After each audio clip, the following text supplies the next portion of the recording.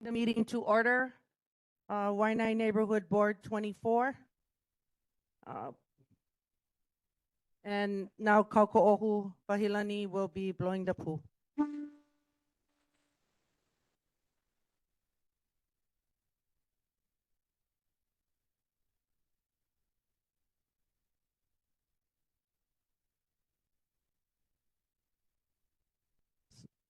Just so you know, in case some don't know, the committee's been grieving because two of our young men from the high school drowned while fishing at Kaina Point recently. And then we had that accident in Nanakuri, the 19-year-old lady from got killed in that accident. The family name, hopefully I'm pronouncing this right. Panunui, is one of the families. The other family is Hemp area Archie, and the other one is the Mahilono or the Sofa family. So I really encourage you, if you know any of these families, you know, it's nice. The high school had a prayer meeting. The Christian club had a prayer meeting at lunch. At the football game Saturday, they form a big circle, both teams. They march the family into the middle circle. You know what? I'm going to share this. So when the family came in, I noticed one of the players from AL walk up to the family, started hugging them. All right? So that's why I wanted to share that, because if you know the family, you don't have to have words. I think that hug from a total stranger meant more to that family, right? So let's pray. Father, we grieve when our young are taken so suddenly. And to comfort these families. May our community that know them circle around them to just love on them, to bring them through this time. And Father, help us as the Wai'anae community to do what we can to show your love to those that need love. Guide our meeting, bless our meeting. May we do things for no, to bring you honor and glory. We pray this in Jesus' name. Amen.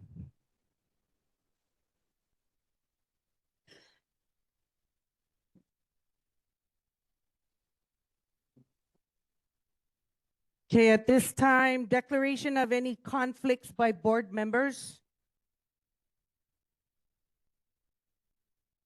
Online, who's online?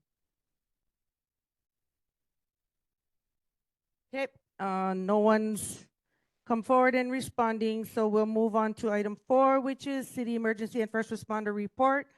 HFD, please, Honolulu Fire Department. Okay, we'll move on to Honolulu Police Department, and when HFD come in, we'll circle back.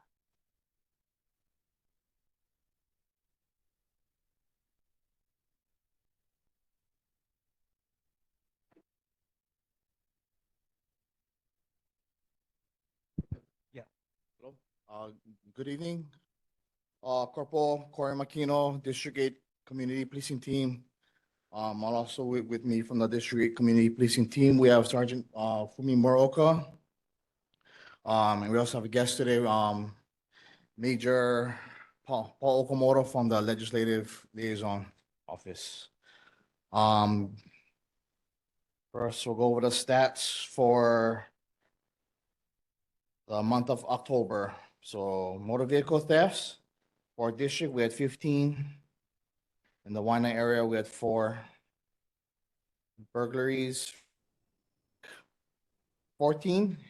In Wai'anae area, we had 1. Thefts for the district was 87. In the Wai'anae area was 25. Unauthorized entry into motor vehicle, we had 10 for the district, and in the Wai'anae area, we had 3. Traffic stats, a total of 61 speeding citations. Moving violations was 1,121. Parking violations was 19. Total citations issued was 1,933. Total calls for service for the District 8 was 8,167. And for Wai'anae, the total calls for service was 2,307. And before any questions, I know Major wants to address the board. Hello, everybody. My name is Paul Okamoto. I'm a major with the Legislative Liaison Office. I work with the interim chief, Roddy Vanek. And he thought it was a good idea to actually come out to a lot of these neighborhood board meetings just to listen to what your concerns were. So I know for a long time, you know, I think a lot of the sort of complaints, I think, from rural neighborhood boards is that you weren't getting too much attention. So we're here to sort of fix that. I'm just here to take notes, listen to you guys. Maybe I can meet with you guys later, listen to your concerns, and take them straight back to the interim chief. So it's good to be here, and nice meeting everybody. Thank you.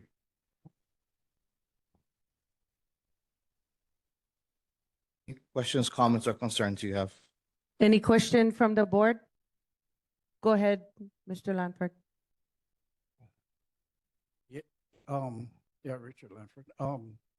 I guess a lot of the guys that I know or old timers, I'll keep asking, you know, how come we're having so much difference on the highways and stuff, you know? So I've noticed that driving on a highway from here to some changes in the speed, I guess, you know. So the sign says 35 at, I'm not on saying, so I guess, you know, I'm part of the group that thinking that 45 or 40 is okay, you know, but when you driving and you see guys passing you, you know, maybe we need more, I don't know, monitoring or whatever, citations, whatever it was.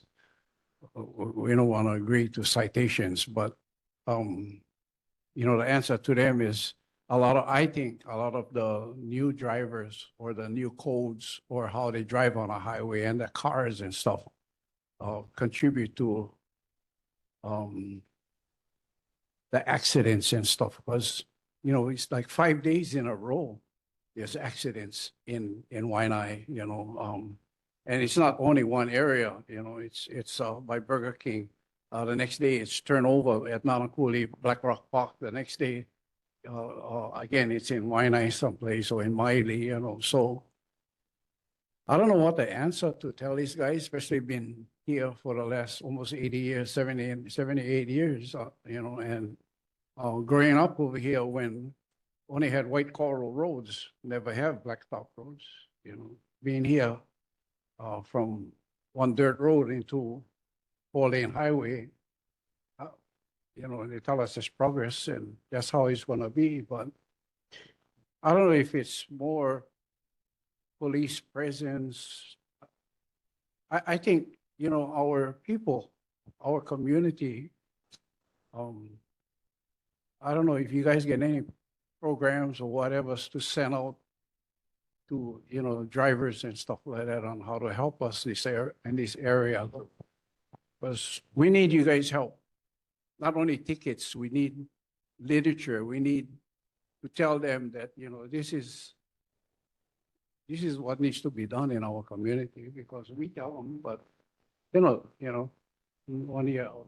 I understand your Thank you. concerns for sure. I think in terms of traffic fatalities, I think we're up to 71 this year. which is very high, right, compared to last year. Granted, last year was very low, was a very low year. But in comparison to last year, it's very high. And I really think, HPD launched a Safer Roads Together campaign a few months ago when at that time, I think the fatalities doubled, right? I think this was in August. And so we really did push out this traffic safety campaign throughout the island. Our community policing team has been out in the beginning of the campaign to sign wave just to show awareness. So you probably saw them in the mornings as, everyone drove to work and dropped off their kids at school. But it really takes the community to change their driving habits. A lot of the stuff that we see is distracted driving or people that are impatient, right? I think with all this technology we have, cell phones, people are on their phones. I think that leads to some of these accidents. So we understand that we have a role to play in this, obviously. But what I've been telling the public really is that we cannot enforce our way out of this, just the police, 100%, right? We just can't do that. We just give tickets to everybody, and then we hope that people are going to change their behavior. Of course, part of the program, the traffic safety program, was to step up enforcement. So you may have seen that in your neighborhood, but that's always not that popular when people start getting citations, right? But it's necessary. And so the public awareness campaign, in addition to the stepped up enforcement, we hope will sort of reduce those traffic collisions and traffic fatalities. I know the DOT has started a pilot program with the speeding, the red light cameras that started this month, right, in town. I believe that that's probably going to spread throughout and maybe come out to the side. But the problem with that is I think the registered owners of the vehicle are going to get the citation instead of the driver. Yeah, so the people need to be aware of that, right? But there's been a lot of media information about that, and I guess we're sort of in partnership with the DOT to sort of figure out what the best, I guess, how we can best utilize that technology. But I think that's probably coming out to other places on Oahu. But yes, to answer your question, I think we all as a community have to take ownership in that. I think we all have to change, be more patient, show more aloha. And I think that with the increased presence and enforcement that the officers are engaging with, we hope to bring that number down. Okay, we have Cross Crab online. Cross, go ahead. Thank you, Chair. Officer, I just wanted to share really quickly. I don't know if you can take this message to your higher ups, but can you please share with them that or request for them to have more conversations for solutions? I'm sure that they are already having those. I honestly, I don't know for sure if they are having those, but if they can really urge them to have these types of conversations, figure out other solutions, because 71 fatalities, is that 71 for our district or 71 for the whole island? No, that's for the entire island. Okay. I don't want to say that that's an acceptable number because no fatality is an acceptable number, but that's a very high number and it's increasing within our own district. And all we really are asking, or at least on my end, is more, at least perceivement of more involvement. I understand that what you just relayed is involvement, but we really do need just more of everything, I guess, on this side. Thank you. And this is really a high priority for us. I want you guys to understand that this is a very high priority for the police department. Okay, we have Coco Oho. Aloha, Major Okamoto. Sergeant Fumi, HPD. My question was this, for these last fatalities that we have on the Wai'anae, Moku, Wai'anae coast, like, what was the ages of the drivers that was involved? I'm not specific cases or the actual ages. Do you folks come back next month with that? Took the ages for the next meeting, and Thank you, Sergeant. I don't know off the top of my head.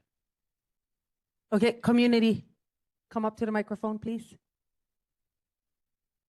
Thank you, Madam. One thing is, I want to commend the police department. I've been seeing a lot of police officers out here pulling people over for left and right for speeding. Hopefully they catching them for no registration, no safety, and definitely no insurance. So I know a lot of young drivers out here, no more insurance on their cars. Well, my main concern, main concern, I might make a lot of truck drivers, sorry, excuse my French, a lot of truck drivers piss off at me. But if you can stop these guys to slow down. I was driving by down Farrington Highway this morning by the wastewater treatment plant. I was going towards Nanakuli. 3 semis was coming this way, and they were doing well over 60 miles an hour. I know, I'm a retired truck driver of 42 years, so I can tell how fast they're going. Their thinking is, oh, I'm driving a big truck. Where are they going to put me over at? I used to when I was driving. Hey, I'm a big truck. There's no place for them to put me over. But I think if they see that the truck drivers are getting pulled over for speeding, maybe that resonate to them, the regular four-wheelers, to also slow down because the police are out there. And like I said before, I commend you guys for being out there, and I hope they continue with having a police force out here stopping these guys. And hopefully you can catch these guys flying through the red lights. I see it blatantly, flying past straight through the red lights. They have no concern for anybody else's safety. And I think that's got to be stopped. And I'm glad you guys are out there to patrol the roads, and I think we need more of it. Thank you. Go ahead, come up to the microphone. Chief Billionaire back again. Thank you, Wai'anae Neighborhood Board. We got 4 cops in the building and no one getting arrested. Hallelujah. It's a miracle. So we got the COP 911 right behind me, which is great because I've only seen 2 people in this room that actually ever attended the police commission, the Salcedos and Senator Samantha the court. Every time I go, which is tomorrow after city council, none of you guys show up. So if you guys got complaints, show up to the boss. Talk to Chief Roddy Vanek. He was on the news today talking about the recruits and everything. And I got 2 suggestions for the cops. You're doing a great job. We need recruits. Number 1, you should hire me to do PR because Pikachu will kick butt.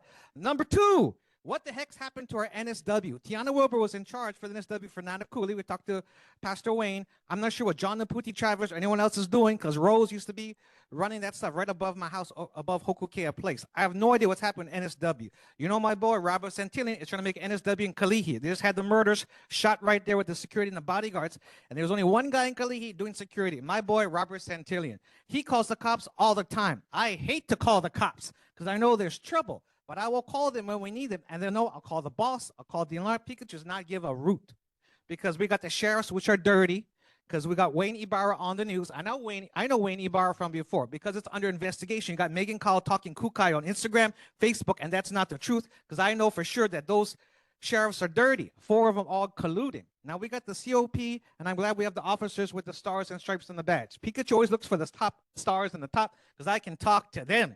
If you just enlisted like I was in Air Force, no, you're not going to get stuff done. You got to call the boss, call the cops so we can get stuff done to work more collaboratively. I appreciate all the officers, the majors, and even the enlisted, because out there enlisted, we can't get no force done. And if it's possible for the cops now that they're here, can we do a ride along? Is it possible for the community to see what you guys do so we can understand what you guys are doing and have better support? Thank you very much. Thank you, Pikachu. Nani online. Go ahead, Nani. Aloha, HPD. I want to jump on Coca's question in regards to the age of those that were involved in the most recent accidents. I'd like to get a data of the age of all of the fatal accidents thus far this year. Wondering if we should start to raise the age limit to receive your driver's license. That would be my comment. Mahalo. Thank you, Nani. Anyone else in person? Go ahead, come to the mic. I think that last one was a younger female, but I think she was a pedestrian. And I think the other fatality right before that was like a 71-year-old person as well. I think, yeah, it's kind of older. So it runs a gamut in terms of age. Aloha, Kalei Salcedo. First of all, I'd like to thank you folks for your folks' services because I know it's not easy. One of the things, the problems that we have that HPD is facing that you folks do not know. Once the prosecutor has to put the hammer down. These guys can write the tickets all they want. Once it goes to the prosecutor's office, it might be a slap on the wrist and they're right back out. So it's a revolt. I had seen that happen for years. How do we help them? By being there and letting the prosecutor know we need to help our HPD by telling them to do their job and not slapping and letting them go out of the door. That's been going on for years, but it's our community to step up for our HPD. Instead of this, turn around and have to face the wrath of the community. We also need to know their job. They put their life on the line. They're first responders. I had talked to my boys not to be HPD because I know what it takes. You got a family member, don't know when they're going to come home and if they're going to come home because you got somebody flying high. So if you want to make a change, you have to stand behind them and ask the change or make the change in the law. Prosecutor needs to hold this unethical behavior that's on our roads and know what is right and wrong. They're not kids, they're adults. What kind of example we set in for the kids? Zero. So it's a community to turn around and speak up. We're not going to tolerate with this anymore. Justice needs to be on the road. And the only way you're going to get it is you turn around and ask your prosecutor, change the law, ask your legislatures to turn around and introduce more laws. We have the law, but the enforcement is not there. Because why? Short-handed. Short-handed. So maybe, if you folks can do an MOA, with the state Auntie law Kalei, can enforcement. you wrap up your question? Yeah. Sorry. So the thing is, I thank you folks for your full service. It's not easy. The question is, can you take it back to, the chief? I'll go there in the commissioner's office to turn around some kind of MOA because it's hard for everybody. You cannot pay attention to the roads. You cannot pay attention to the school, what's going on. You cannot pay attention to the shooting. You can't be at every place one time. So put your guys' feet down, ask for more. Mahalo. Okay, thank you. We have Johnny May online. Go ahead. Thank you, Chair. Regarding the October 28th accident, the fatal accident in Nanakuli, the ages of the drivers were 22 and 47. It was the 22 that caused the accident, that the 47-year-old lost control. And in that, the 19-year-old expired. I'm a kapuna. Just to let you know, I do not need to be monitored as a responsible driver. Thank you. Anyone else in? Okay, thank you, HPD. We are really, thank you. And now HFD in the house, Honolulu Fire Department?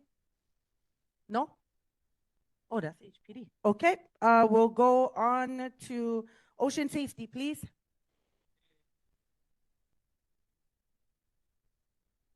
Again, board, thank you for having us here. I don't have the stats for October, but I have some of the calls that we got. We had a C-spine at Macau Beach. We had an injured hiker at Point State Park that we had to transport out. We had to carry him out. We had 6 kids on an inflatable raft stuck outside Pokai Bay that we retrieved. We had a fisherman fall off the rocks at Tower 45, which is Pokai Bay, some lacerations, and he went to the Wai'anae comp. The other fisherman fell off the rocks, got knocked off the rocks at Green Lanterns, the wall there. There was 2 high surf advisory swells that we went through, and there was there's tons of preventions and rescues that went on. Sorry. We had a swimmer in distress at Miley Beach, and her husband was trying to drown her, so we had to deal with that. We get a lot of interesting calls. Yes. Our and 3 boats that were in distress outside of Lailai, Keaus, and Makaha. We had we went to the Makaha Elementary School and did a career day, safety day. Sorry if I go out of order, I'm sorry. We are having recruitment for lifeguards November 14th and 15th. If you check the Honolulu Ocean Safety webpage, you'll find the information there. We did have the 2 drownings at Keavalua Beach Point. The staff did everything they could. The rescue team got them to the beach. They had CPR, police, fire, and ambulance are right there to assist everybody. With the response to that, the Lions Club, it's been in the talk, and it looks like it's going to happen. They're going to install it's buoys with buoys of a rope, and I believe, I'm not 100% correct, there'll be 100 of them installed around the island. So we're in the process of seeing where we're going to put them right now, and hopefully we can get at least 25. So it'd be unguarded beaches and guarded beaches at the same time. I've seen them in Kauai, New Zealand, Australia, all sorts of other places I've seen them, and they seem to work. We do have a new medical examiner that works for our department. I'll get his name for you in the next meeting. And other than that, we have the Honolulu Ocean Safety Commission will be hiring a new chief, and I believe the interviews start next week. So I haven't met the board yet. Yeah. Questions from the board? Any questions from community? Come to the mic. Pikachu, Shelby Banner, real fast. Could you explain for people who weren't there in Kaiana Point, you got the 2 fishermen. What is the response time? Like, how do you guys know, hey, two people jumped in the water, then you got to go save them? Because, CPR, you have to jump in, you got to rescue, you got to bring them up. Can you tell us a little about the rescue? That day, our rescue ski was at Kaiana Point. We got the call from a fisherman back past Mama Rock, way back there. The ski was launched the ski, 2 guards jumped in the water and swam the boys to the ski. They believe they started CPR on the ski, and the ambulance was there, I believe, in a 4 to 6 minutes range. So it's faster for us to actually go in by ski if somebody falls in. It's to carry somebody out of Kaiana Point with 4 people is like running an Ironman. It's pretty hard to do. Anybody else from community? Thank you so much for your time. Appreciate you. Thank you, board. Okay, next up is Board of Water Supply.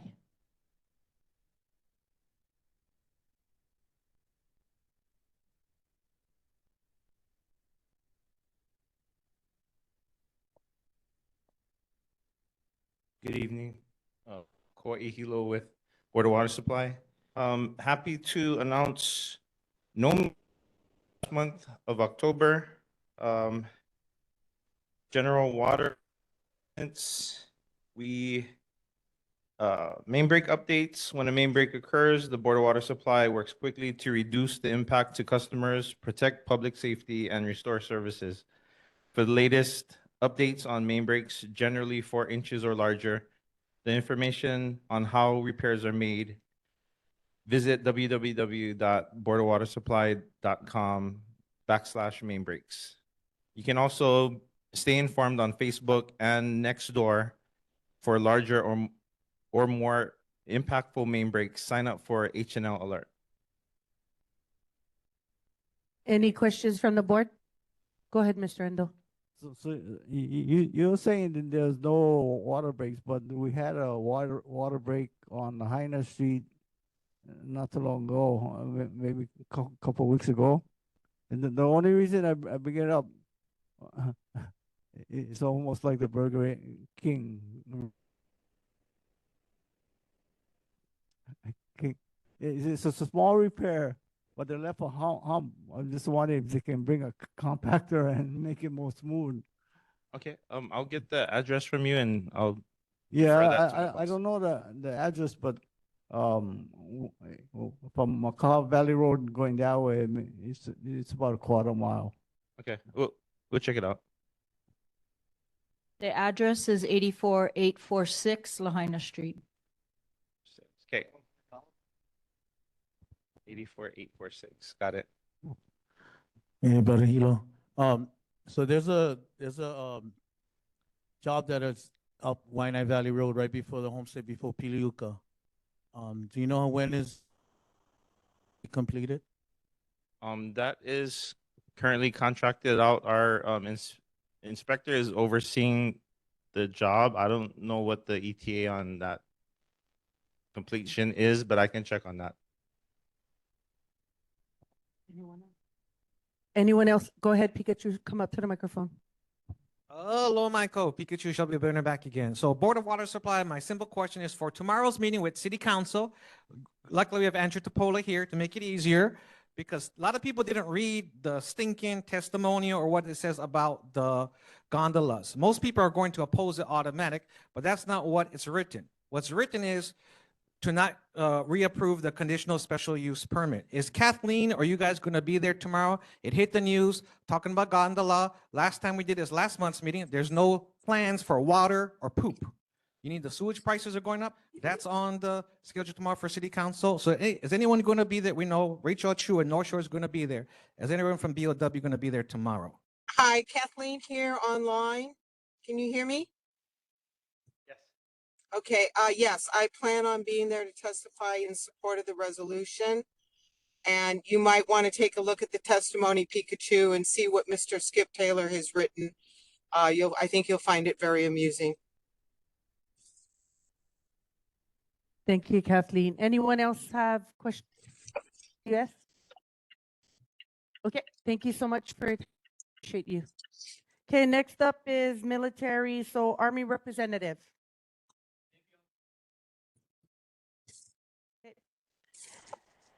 We're moving. And so we're doing the e-bikes, dirt bikes, Makaha Valley, BWS, and then we come.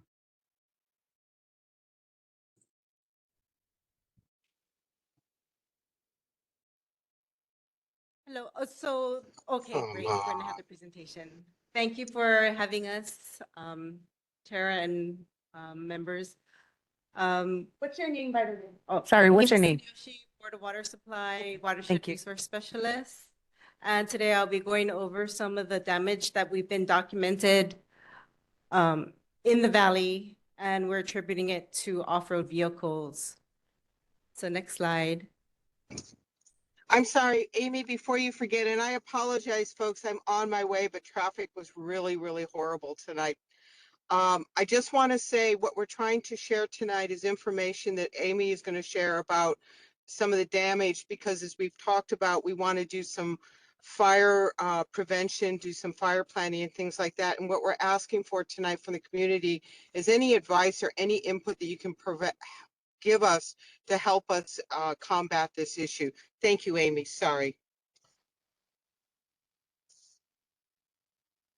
This is just a of the things that have been happening in the valley. So we've been finding in the valley that haven't been there before. So Chromalina odorata, also known as devilweed, is a known weed that is in Kahuku motocross, and it's one of the top 100 worst weeds. It's toxic to animals. It can create allergies to people. It's a fire hazard. And so we found it in Makaha. And so we want to prevent any new spread of weeds in the valley. Another thing that we have found is rapid ohia death. And this is a fungus that's attacking ohias. So if you hear of rod, that's the rapid ohia death. And it can kill healthy live ohia trees by wounds in the trunk or bark. And it could be caused by animals, or it could be by people, or it could be by equipment. So next slide. Board of Water Supply is really concerned about these kind of impacts because it from the motorbikes, because it increases erosion and runoff and reduces soil stabilization. It also increases soil compaction, so it decreases the amount of water that can recharge into our groundwater aquifers. The trails are being degraded, and as I mentioned, invasive species are being spread in the valley, and there's increased fire risk. So all of this all leads to potential reduction of groundwater recharge. So Makaha Valley is one of the main valleys in the west side that produces drinking water that you folks are being serviced. Next slide. So this is the map that I took from Google Maps. So you can see all the bare or dirt areas, and those are the trails. And there's other trails that you don't see that's under canopy. And the amount of trails are just increasing. Next slide. So these are examples of some of the trails that are being cut.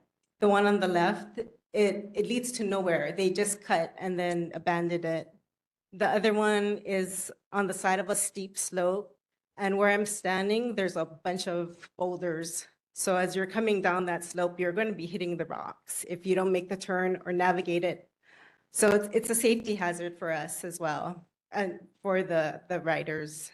Some of these trails are cut, and the bottom is right next to a stream embankment that drops off 10 feet.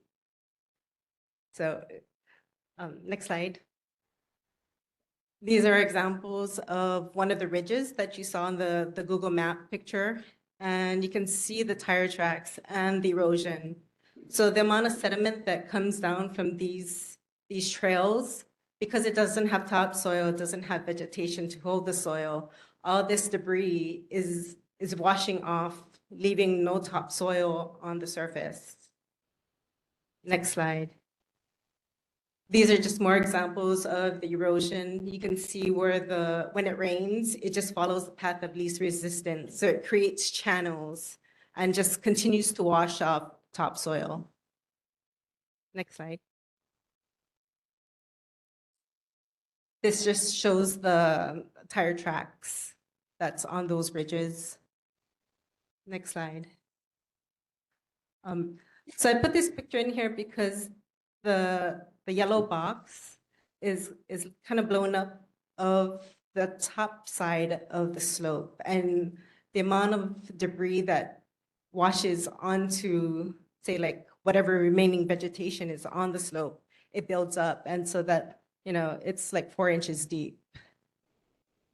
Next slide. This one is of a tire rut. So as you can see, when the tires are spinning, it's creating these deep erosion ruts. And it's like more than 6 inches deep. Next slide. Another one lower down on the slopes in the forested areas, major ruts and causing erosion. Next slide. And when they cut trail, they pile their slash piles on the sides of the slopes.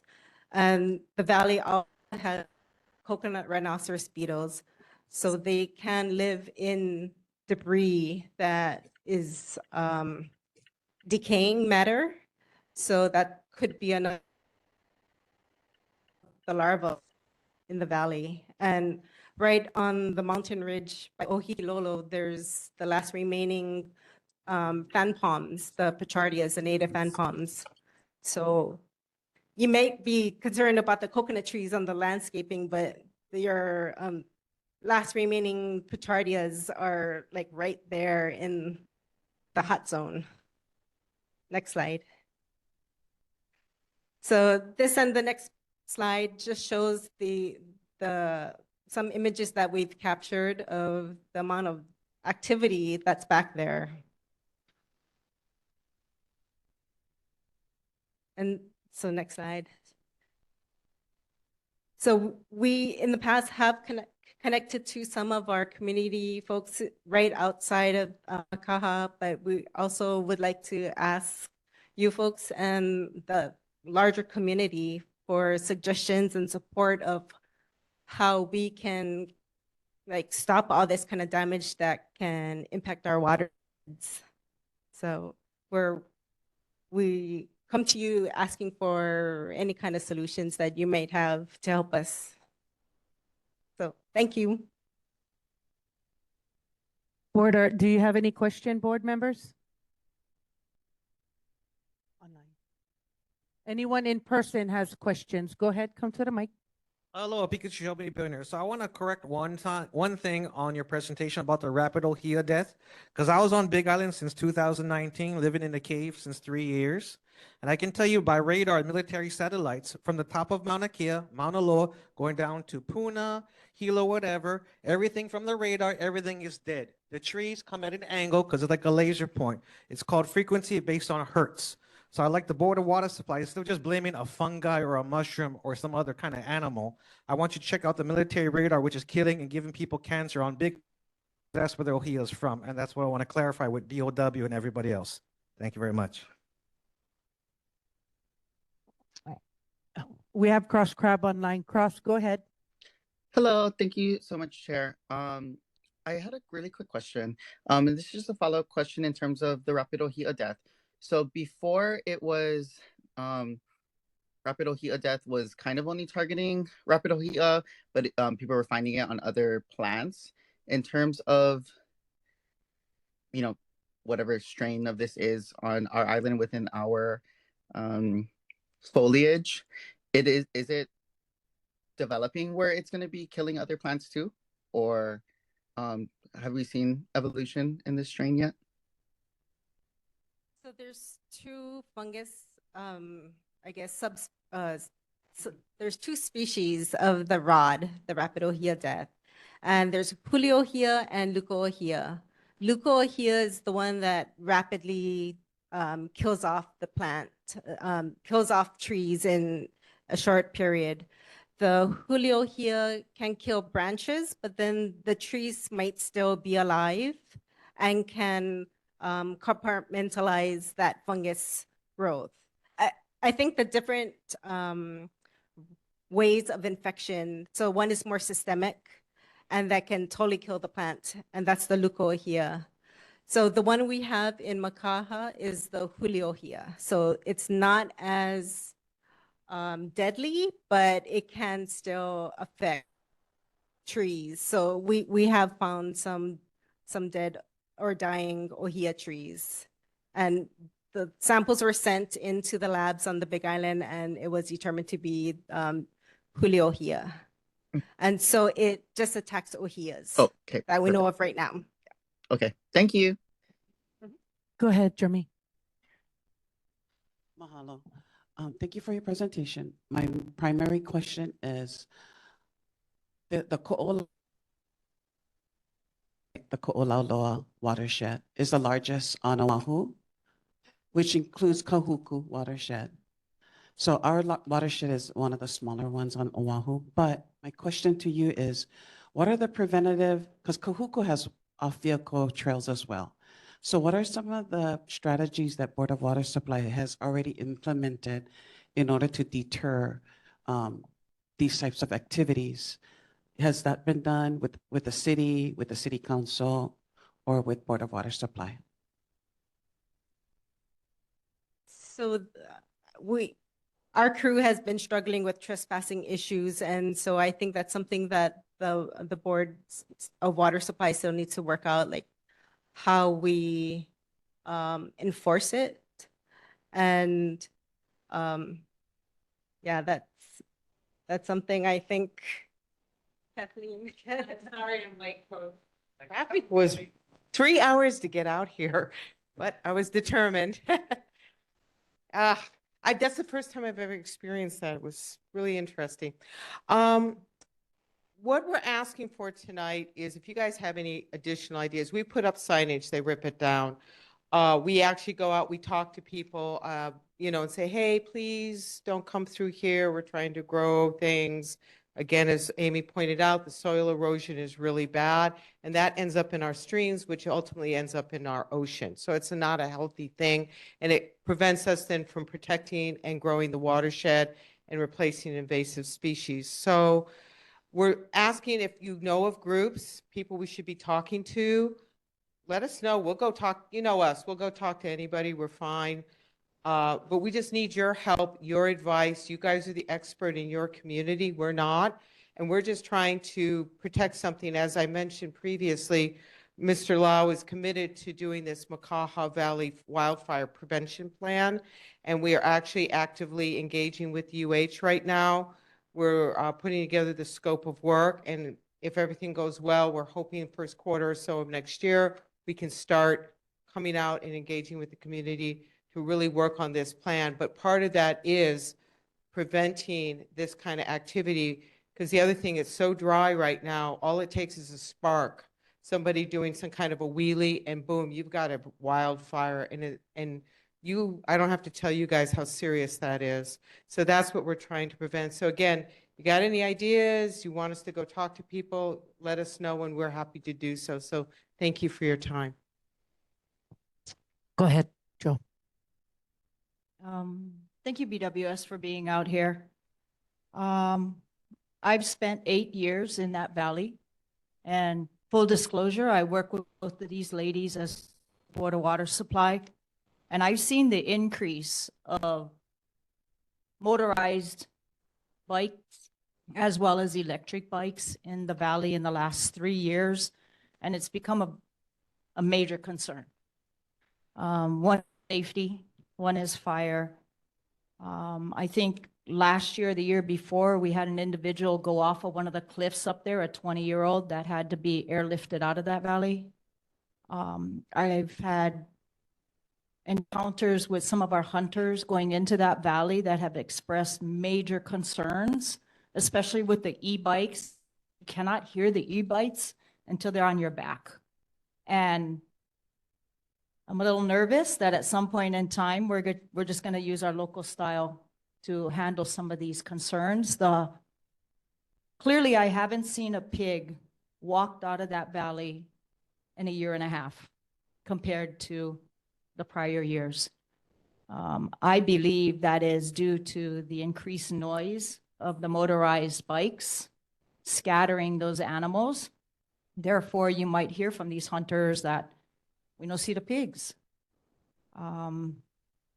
Hikers do go into your valley, and I think there's been some dangerous encounters with that because some of these areas are very small. And these motorized bikes are very fast. I hope we can educate our community a little bit better, especially since there's been very little rainfall in our valley. I did notice that stream only ran twice last year for maybe a day each.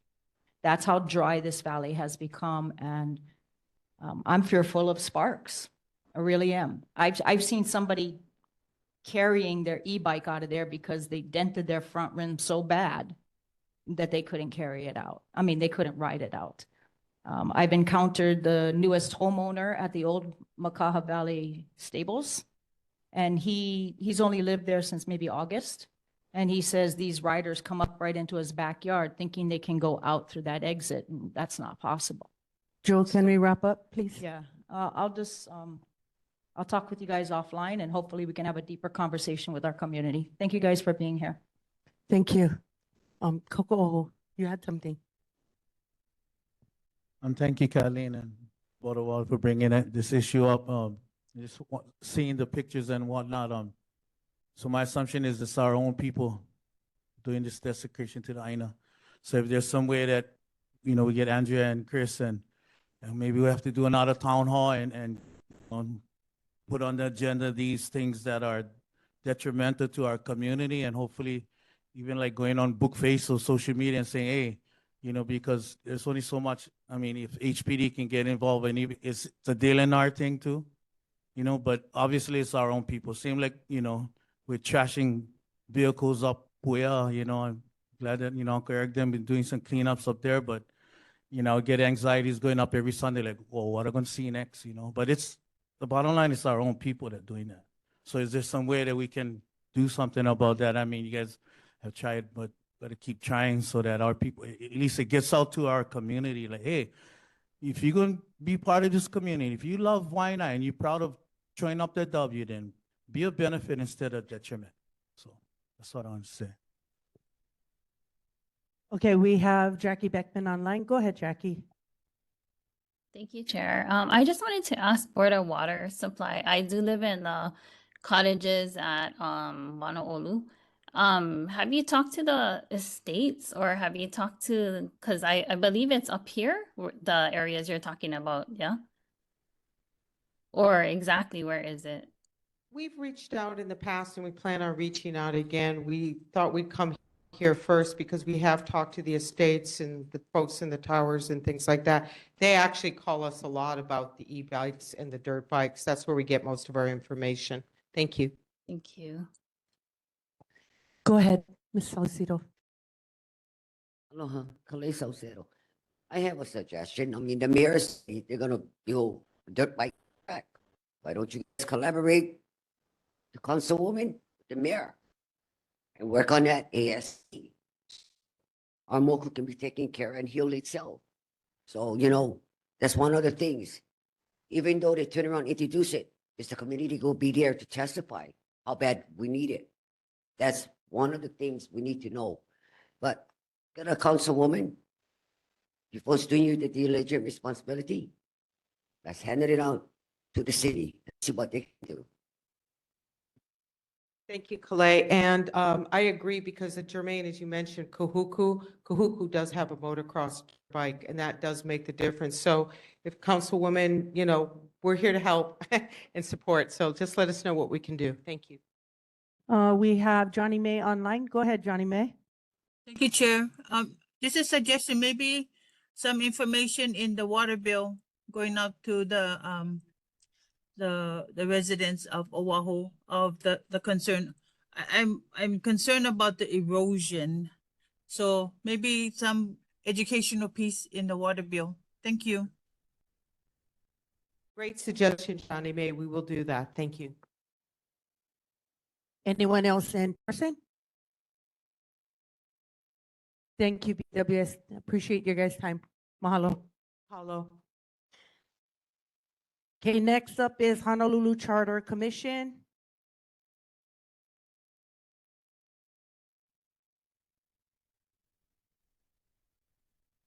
Aloha, mai kako.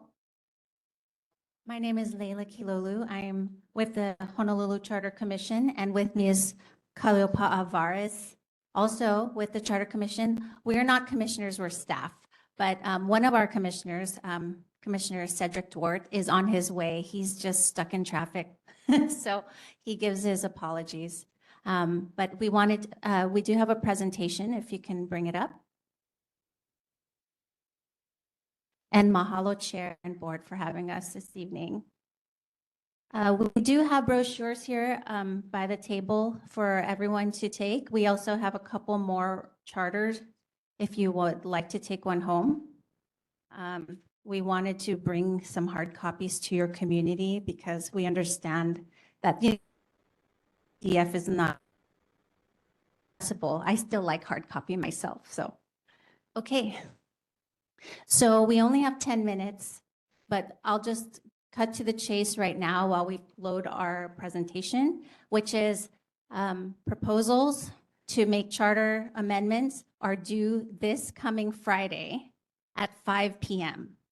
So I think many of you already know what the issues are in your community, and this is your opportunity to share your ideas with our Charter Commission. And council members, for your support and for being a part of the process. Okay, you can advance to the next slide. So our presentation is going to be very quick. We're going to talk about what is a charter really quickly, what does it do, and how the charter can be changed. So next slide. Thank you. So first things first, what is a charter? It is the City and County of Honolulu's local constitution. It lays out how our government is organized, what powers it has, and how decisions are made. And this year is really special because it's a commission year. So the Charter Commission is formed only every 10 years to make these changes. Next slide, please. So some people are like, but what is the charter? Like, how does that differ from, laws and rules? So one of our staff members came up with this Ted's Hopia, chocolate Hopia pie. And we thought it was a wonderful way to illustrate how important the charter is. So imagine the charter like the crust of this pie, right? It holds everything together. Structure, it's like the backbone of our government. And so then you can think like you have this high level charter, right? This backbone. On top of it, the chocolate filling is like the ordinances that City Council passed, the laws from those things that we said in the charter, right? Then from there, you can think of the Hopia filling like the departmental rules, right? So from the ordinances, all of the departments have to make rules. And then sometimes things get challenged in court. So we kind of think of the rulings that are made in the court kind of like the whipped cream on the top. But the illustration that we wanted to make this was just to be clear that the charter is super important. And only every 10 years do we get to make these really big changes and get your ideas in front of the commission to ultimately put on the ballot. Okay, next slide, please. Okay, so the charter spells out who's in charge. So if you open it up, you'll find the mayor, the city council, all the different departments, what they do, and the prosecutor's office. I heard that being mentioned today. It also sets the rules. How are the laws created? How is the budget process created? How is money managed? I mean, it's really very specific. And then lastly, it talks about how the public can participate through boards and commissions, neighborhood boards. The neighborhood board has their own chapter and then voting. So it's a really comprehensive document on how everything is laid out. Next slide.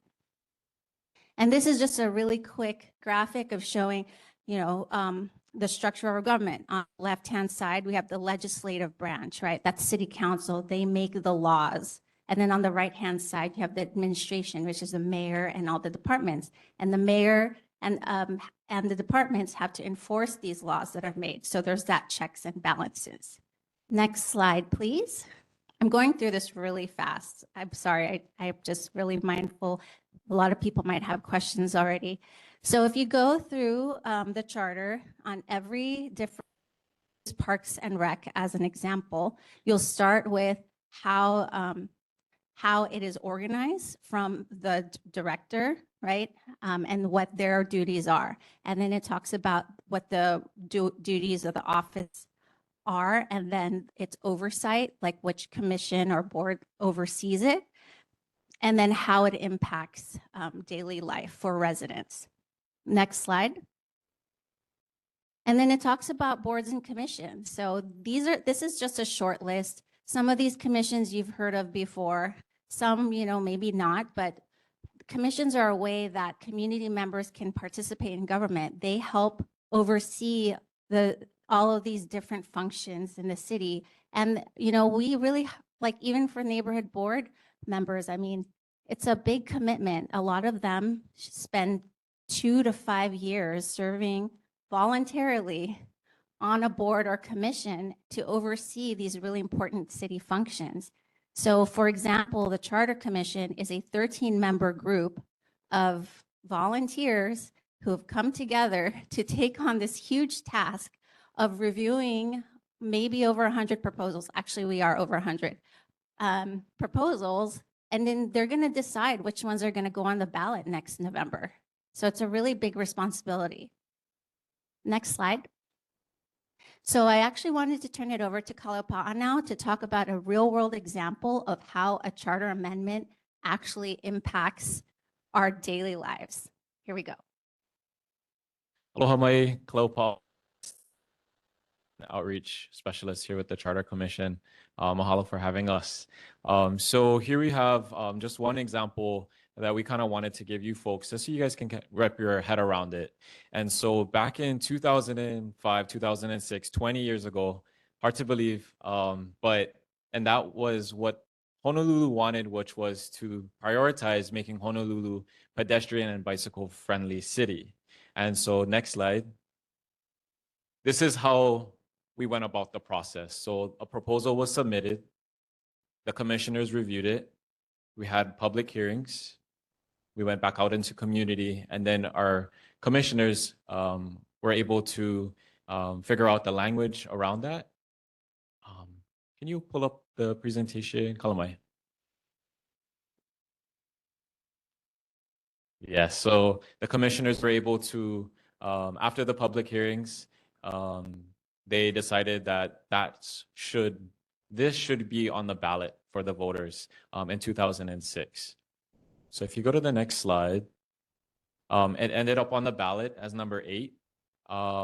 It was one of, I believe, majority of them passed, 12, yes. So that was one of the 12 that passed. And then we went to do voter education. And in the election day, 72% voted in favor of that.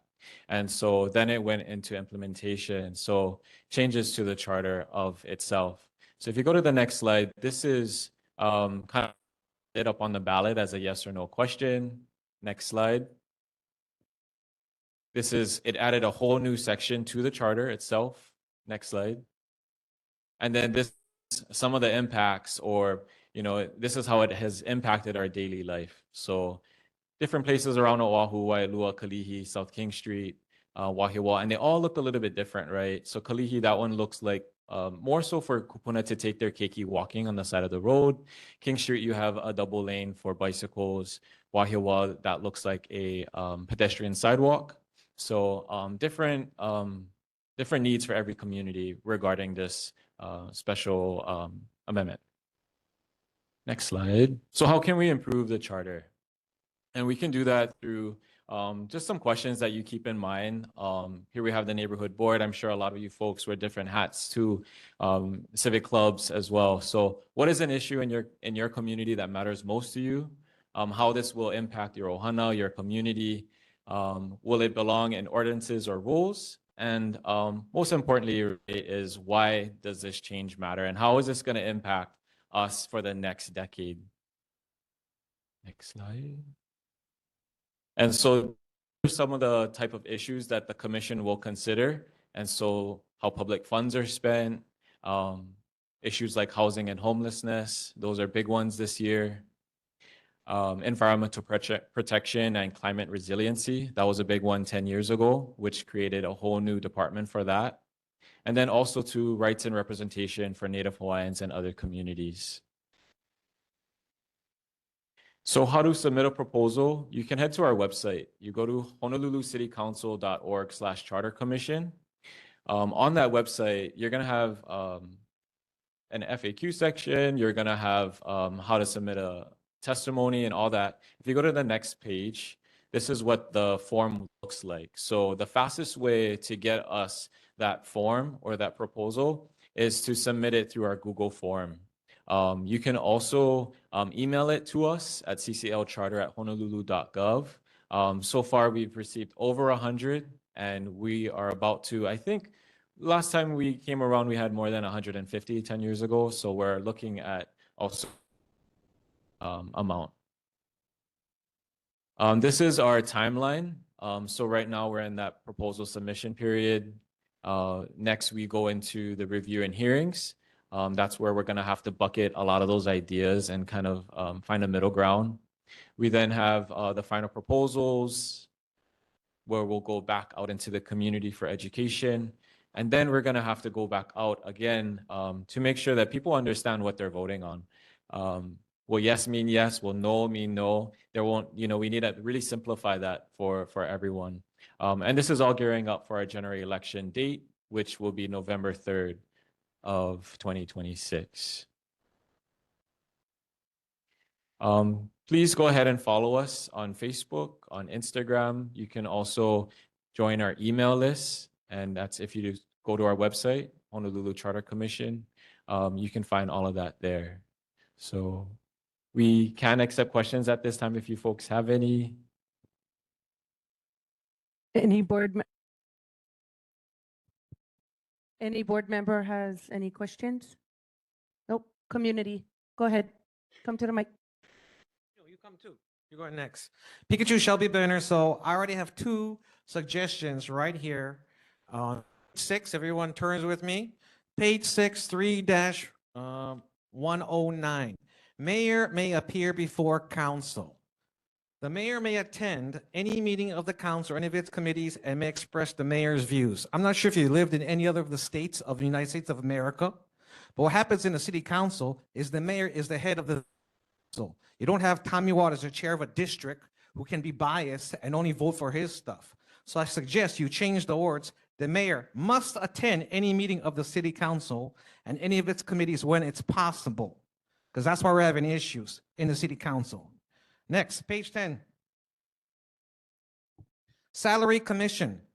I'm just going to say it straight. State reps and senators, 70 grand. City council, 127 grand. They can make their own salary. What the heck is that? That is totally unfair. None of us get paid for being here. And I don't know where this is. I'm going to have to run this whole charter by AI. By a show of hands, who actually read the charter? Of course, the councilwoman did.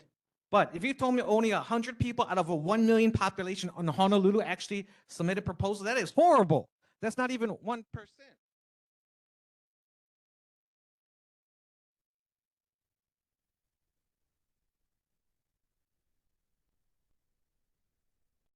Check, check.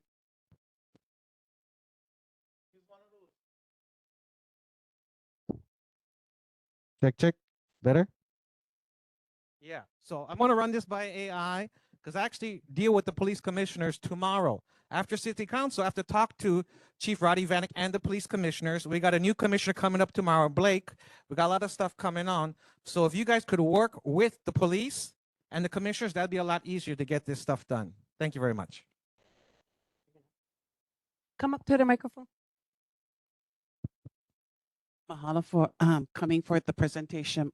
My question is, so when we give you a submittal, because I went to your Rep Kilo one, and a question came up since then. So if when we give a submittal, are you guys gonna massage it as far as the verbiage, or like work with us in massaging the language in order to make it work? That's my first question, and then I have another question. So the question was, are we going to massage, are we going to loan me any of these proposals that come in? So the commissioners are going to look through them together and deliberate, right? And if they find one that they really like, but they need more information, or they see something that's similar, they may consolidate it. They may change it. They may reach out and ask for more information. Okay. Jermaine, can we let others ask before you ask your second question, please? Because one question at a time. Mr. Salcido, come forward. Because we get people online too that wants to ask a question, so. Okay, because I'm working on one for the landfill. So my request is that the charter is amended so that a landfill, when they're going to do part 2 Waimanalo Gulch, is not put into District 1 again. So it goes to another district. So every time there's a new landfill, it doesn't go back to the same district that it was in previously, since we always seem to have the infrastructure. So you had a slide up there with the bike lane. So we just heard from Board of Water Supply that there's issues with off vehicles, right, going into our mountains. And of course, our people tend to want to go somewhere to get their fix as far as for speed or for off vehicle. Is there a way to amend the charter so that the city will provide these types of facilities, or, like in Kalaeloa, to do off-road vehicles, tracks like what they have in Kahuku? Is that part of what you guys can add to the charter? Because I saw what you did with the bike lane. That's a wonderful question, because I was thinking along the same lines, like where in this charter could this fit? I would say that the charter is more high-level language, right? So more ideally, you would find a department, for example, like in that case, they were looking at DTS. DTS ruling the streets, right? Saying DTS needs to make us more pedestrian and bike friendly place. So looking, I don't know if it belongs in Parks and Rec or somewhere else. I'm just giving some ideas and saying, mandating that they consider creating facilities to provide those kinds of recreational, because, and then you can add the rationale being because the people are going to places that they shouldn't go and it's hurting our natural resources. Does that make sense? Okay. Okay. Mahalo. Hello, I'm Austin Salcedo. Under this chapter 2 and all that, I'm looking at these things, actually, the actions of the council. I'm looking at, does a corrective action for a district area, it's better to have an ordinance that will supersede a resolution? That's the question. I don't know if I can answer that question right now, but I can find out for you. You're asking if an ordinance can supersede a resolution? Is that what you're asking? If there's a corrective actions in a district area for corrective actions for something, it can be hypothetical. So a city ordinance is a lot better to be made through our city council, better than a resolution. Well, Excuse me, can I take a chair privilege at this time? Can you please address the chair? And we can't have this back and forth as a conversation. You ask the question, she answers, please. Thank you. Oh, okay. That was a question. No, I understand, but you guys having your own quick back and forth, that's not how it's supposed to be. Thank you. Okay, my bad. Fire me. Go ahead. yeah, my understanding as an ordinance is a law. It's has more power, but I think I would like to learn more about what you're asking, so we can talk about it offline. Thank you. Auntie. Aloha, Kopua. Mahalo for coming. And you know the example that you had shared. I probably missed the Auntie Kapua, you can address. Kalamai. Thank you. Kalamai. I probably missed the example that he was talking about. But when he showed all the 4 slides, it says, well, this is a result. But not knowing what the charter amendment was that we were addressing, I wasn't able to follow it. But anyway, so my question is a charter a good place for us to put where we should have that landfill anywhere but the Wai'anae Moku? And if it's not, or I'm gonna need help on the wording, and to make that happen. Because if it shouldn't be Wai'anae, and perhaps it should be every Moku take care of your own. That way, it's not always going to be in Wai'anae, because probably Wai'anae is the only place that has the land space, environment, weather, and all the other support features, whether they have to make it or not, to fit those requirements.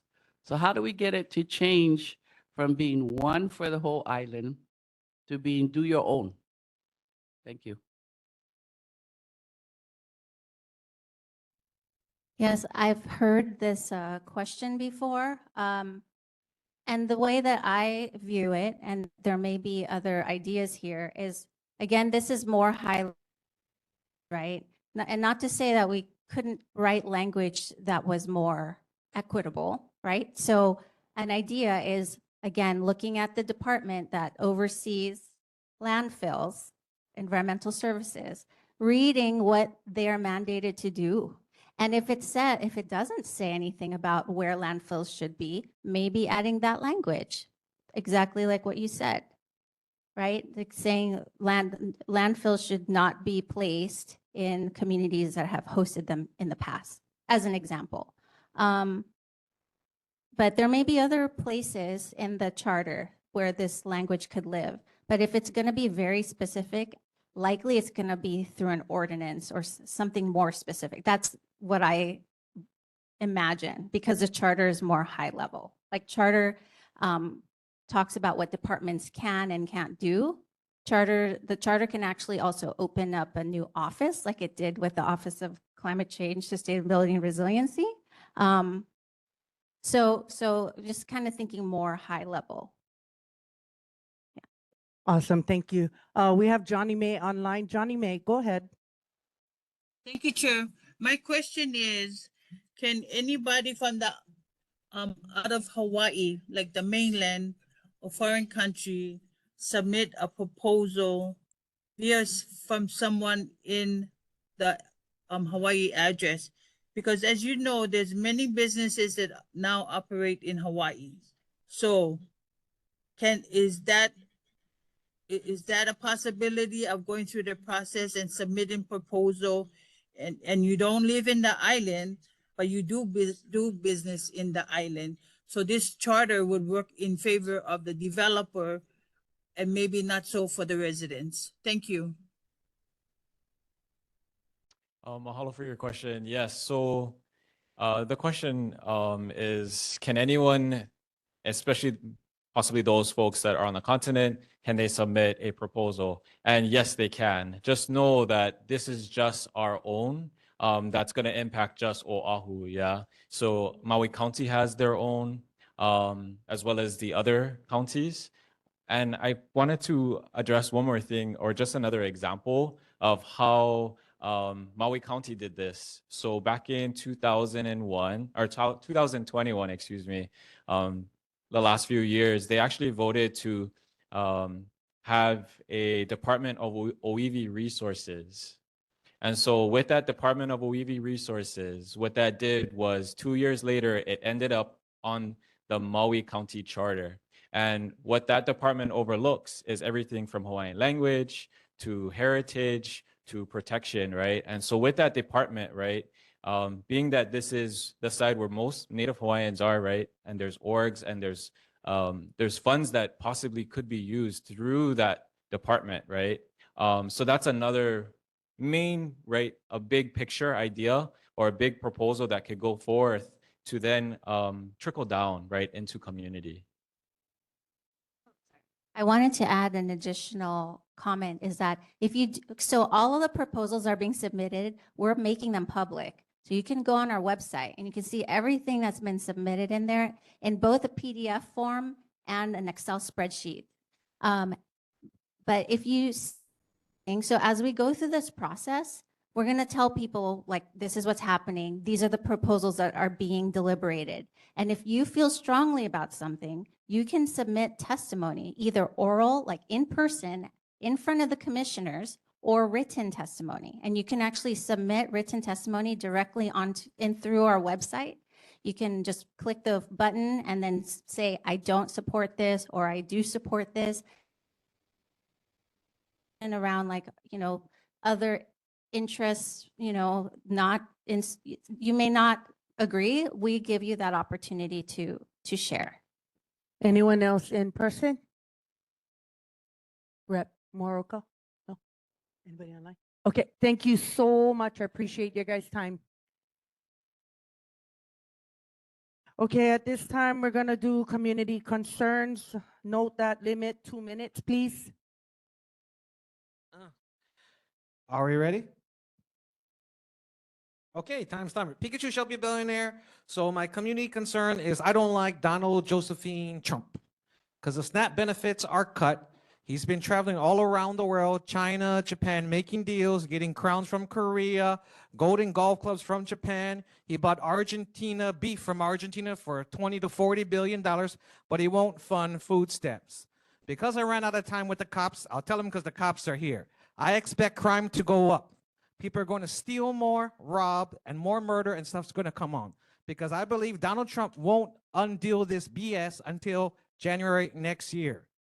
He went on the news saying he's going to fund half. Then he said he's not going to fund half until we go back to the government. I do not trust the Republican Party, the GOP, the guardian of pedophiles. Speaker Mike Johnson is lying through his teeth. Hakeem Jeffries from the Democrat Party called him out as the guardian of pedophiles because of the Epstein list, which already leaked to everybody.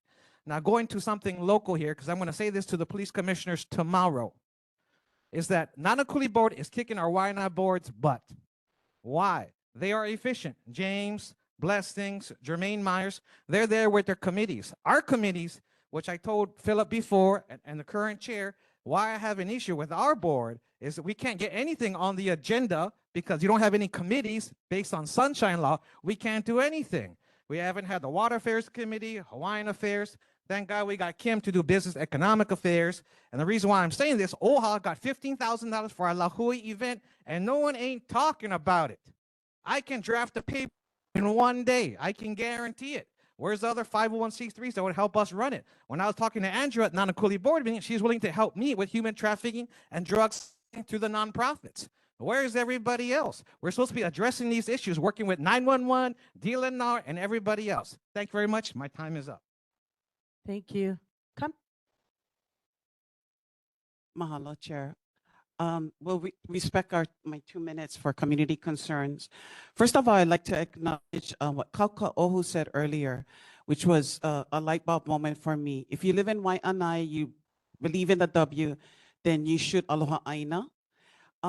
I had told OHA that our moku on the entire state, Wai'anae moku, has the most Native Hawaiian children that go to charter school. But even if you add the DOE, there's the most. And so what my question to the board, or actually my request to the board is, we're in the age of social media. And so we have the highest ability to communicate with one another. We have Wai'anae Sea Riders production. Can we make it like when we were children, we actually got scared straight as far as not to go in jail? Can we make the keiki do videos or something? Make it a contest with DOE, with our 2 Hawaiian charter schools, Kawaihona and Kamaile Elementary. All of our elementary schools and all along Wai'anae. Can we make it a contest where they can come out and appeal to their peers to say we need to aloha aina? And then, you know, the one with the most views, they're the ones who are going to get a contest reward, whether it's computers, whether it's something, but can we do that? And then everybody should sign up for HNL Alert. I got the shark sightings back in August, September, and October. So I'd like to really encourage everyone to sign up for HNL Alert, which is the city uninformed. And then the last thing is when we have traffic along the Wai'anae coast, like when we had the one with Pea, can HPD go and divert traffic to Haleakala, come out to Nanakuli Ave? Like those are the infrastructures that we need besides the Wai'anae Coast Emergency Access Road. We need strategies and plans, and we need to work with a city councilwoman. Mahalo. Thank you, Jermaine. Come.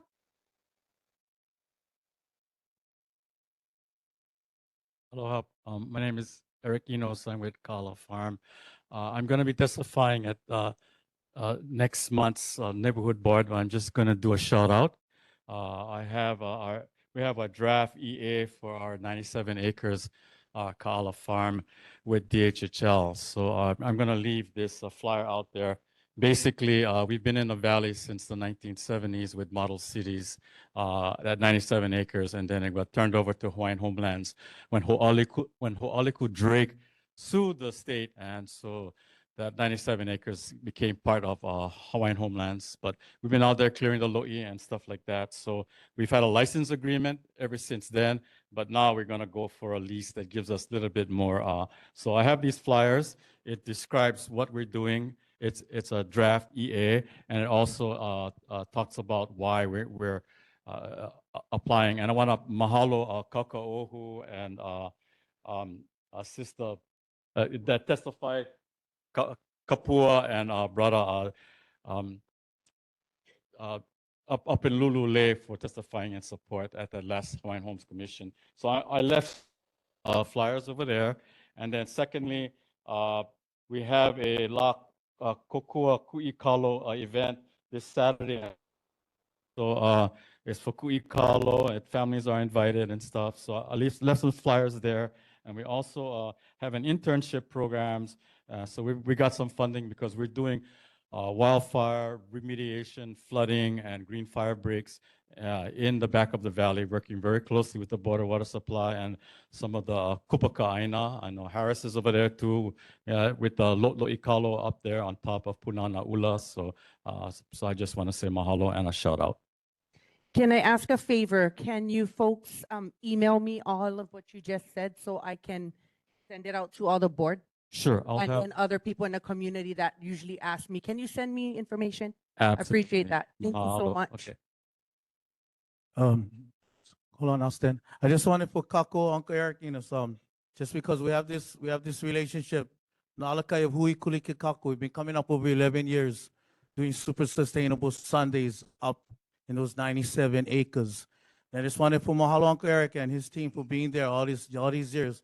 But my comment is, that's part of the 97 acres is on DHHL inventory. We live up in Puel, Wai'anae Valley. We get over homestead. We get over 440 homes. A lot of my neighbors know that I go up every Sundays, but I'm just doing a shout out. If we can get more of our homesteaders up there on that aina for at least, hele loko ika lepo.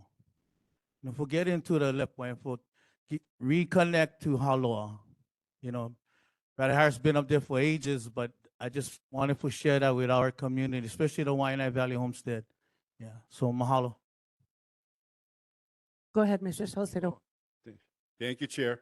I'm going to address our board here. Tomorrow, I don't want to get fired, that's why right now. Tomorrow, at the Honolulu Hali, there will be a hearing with the full city council regarding the gondolas. All those opposing the gondolas in Waialua, because they think it can always reach over to our side of Kahala. So, Reso 25-305, null and void thou Kaukona Kua Ranch. Again, we're going to have to oppose it and support the effort to oppose the conditional use permit for these guys. Okay.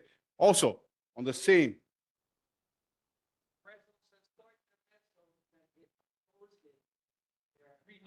Renew. Okay, very good. Like what? Okay, but on the opposite, on the flip side here, there's another reso that we need to oppose. Reso 25-298. Mayor Blangiardi supported for Carla House of Rise, who also works for Rise, for a member of the Board of Parks and Recreation. How this happened? This is reappointment now. How was appointment to begin with?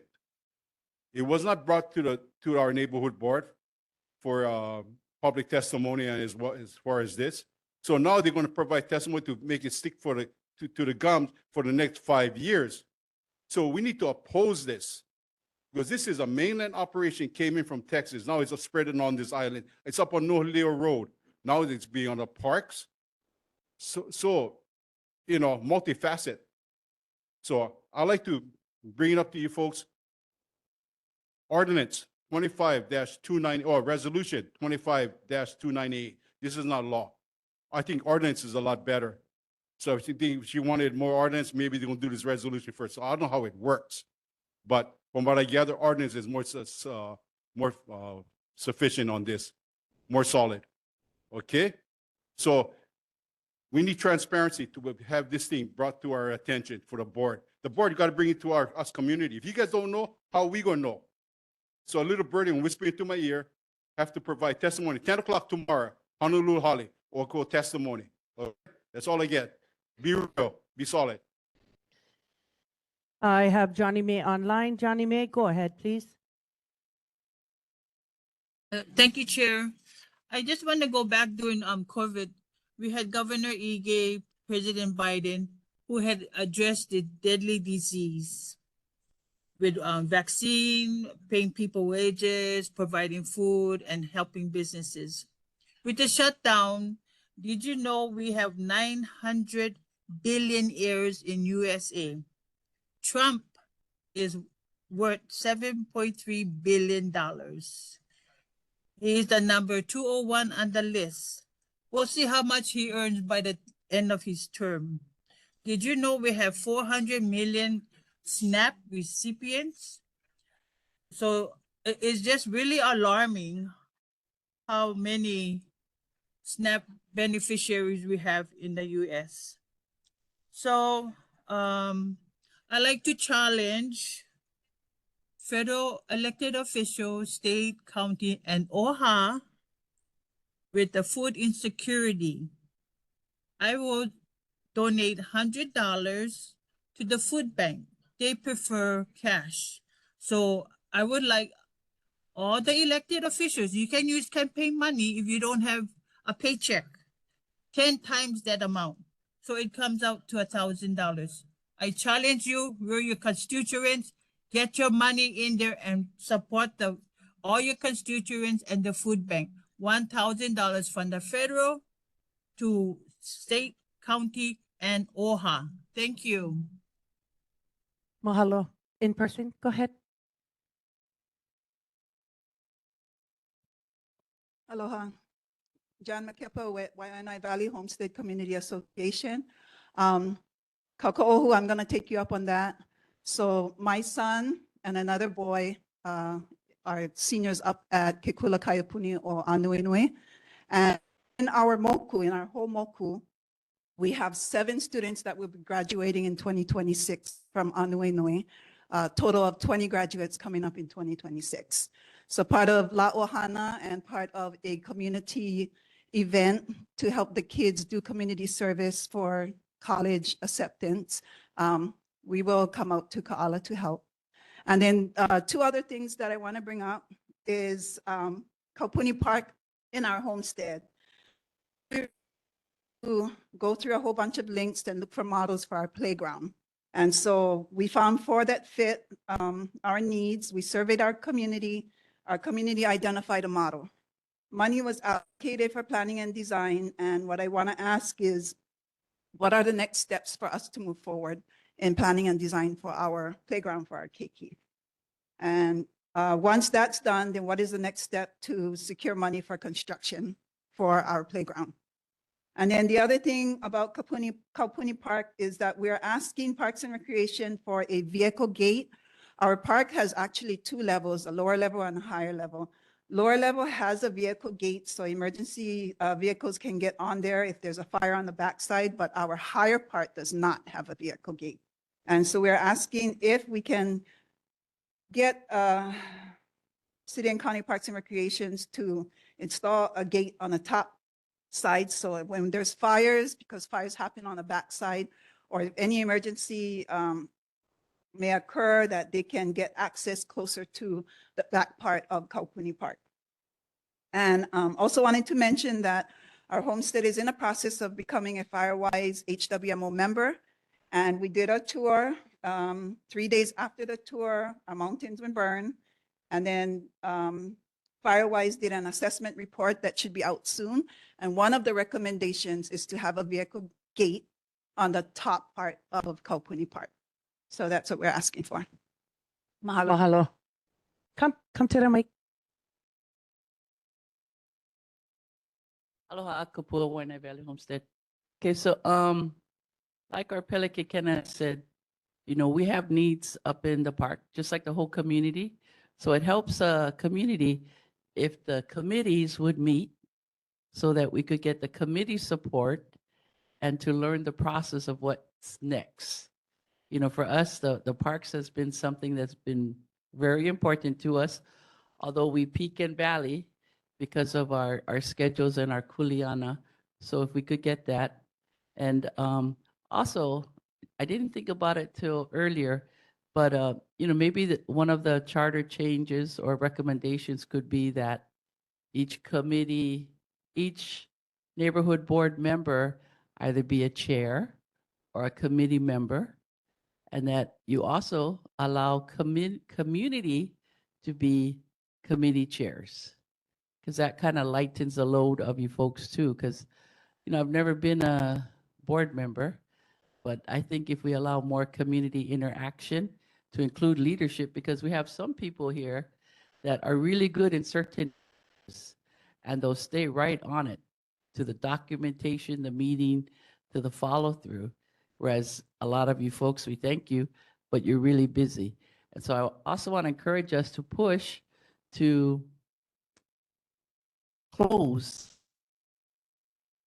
PVT landfill and to close Waimanalo Gulch, because those are already, I want to say, 20 years past from when they initially said it, and then they started their incremental extensions.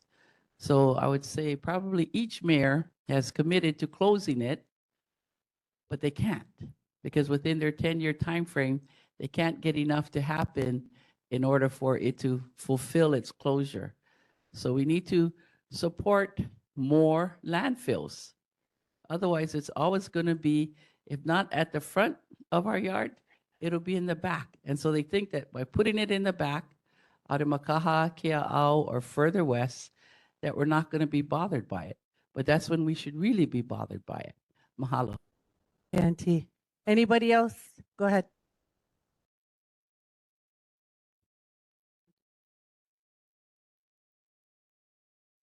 Aloha, Kalei Saucero.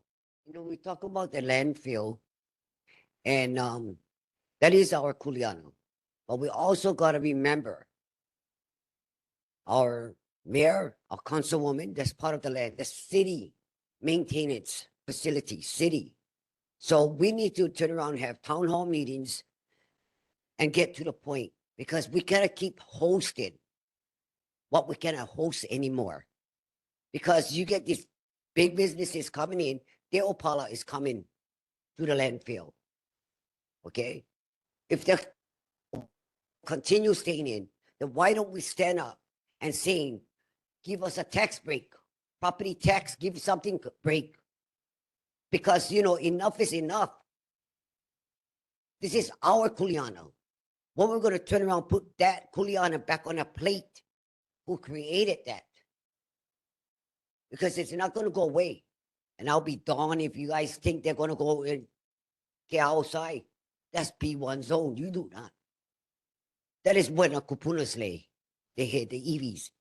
They do not kukai or cho'opala when it lay their head. We all know that. So I like to say that you folks are the board, but the board, you guys have a lot. You guys only can do so much. You folks only taking notes. The main solution is the mayor or councilwoman. It's a city issue, a city problem that's falling in our laps. They're getting a paycheck. We're not. That's all I have to say. Think about it. If there's a time for a change, we need a change. We need a change. We got to do it. It's time for a change. Mahalo. Thank you. We have Dana online. Dana, go ahead. So I just wanted to say, like, I know the president of the Homestead Association and a couple of us there, if we could utilize the park for our one of our committee meetings, I would like to have the Land and Natural Resource meeting in the park at Kaupuni, if it's adequate for us as a community to do so.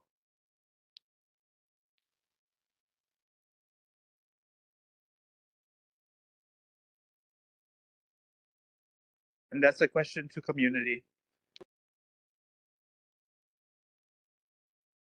Dana, Jeff said he'd look into that tomorrow and get it started for you. Okay, thank you so much. Thank you. And then Coco Ohu is the last one. Hey, Jan, yeah, if can find out about that, and Jeffrey, and we can hold our media up there, would be nice too. I just want to put piggyback on Tita Kapua, on the landfill. I just want to share just a little history. Since 1910, in coming from Honolulu to Wai'anae Moku, the Honolulu Railroad would take the Opala from Honolulu, bring them all the way to Kealbula and dump them in Kealbula. It's recorded, it's documented. So, you know, I can only imagine before 1910, they must have been doing that. But it's recorded that from 1910, Opala from Honolulu was coming to Wai'anae. So we get this stigma that Wai'anae, out of sight, out of mind, and that, you know, everybody has put their crap over there. But I was kind of excited to see if the city was going to try and put them on Piliuka, because I would have been leading one freaking occupation. Yeah, so I just wanted to piggyback on that. Not for ready for Wai'anae being a crap hole for all of Oahu. You know, so all these automobiles, they gotta, you know, they either gotta wake up or do something. But I just wanted to share that. Mahalo. Thank you, Coco Ohu. So now we're going to move on to elected officials and State Department reports. Mayor Rick Mangiardi, Donna Puna.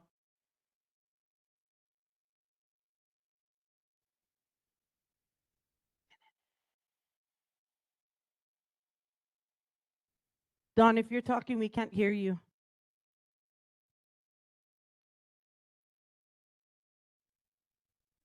Your mic's unmuted, but we can't hear you.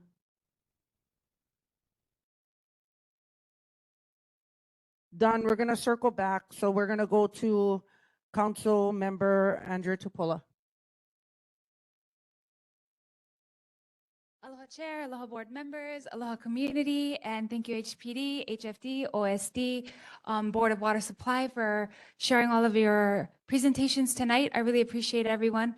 I wanted to start off by giving my love and condolences to the two boys' family, to Micah Iriarte and to Tony Silfanua.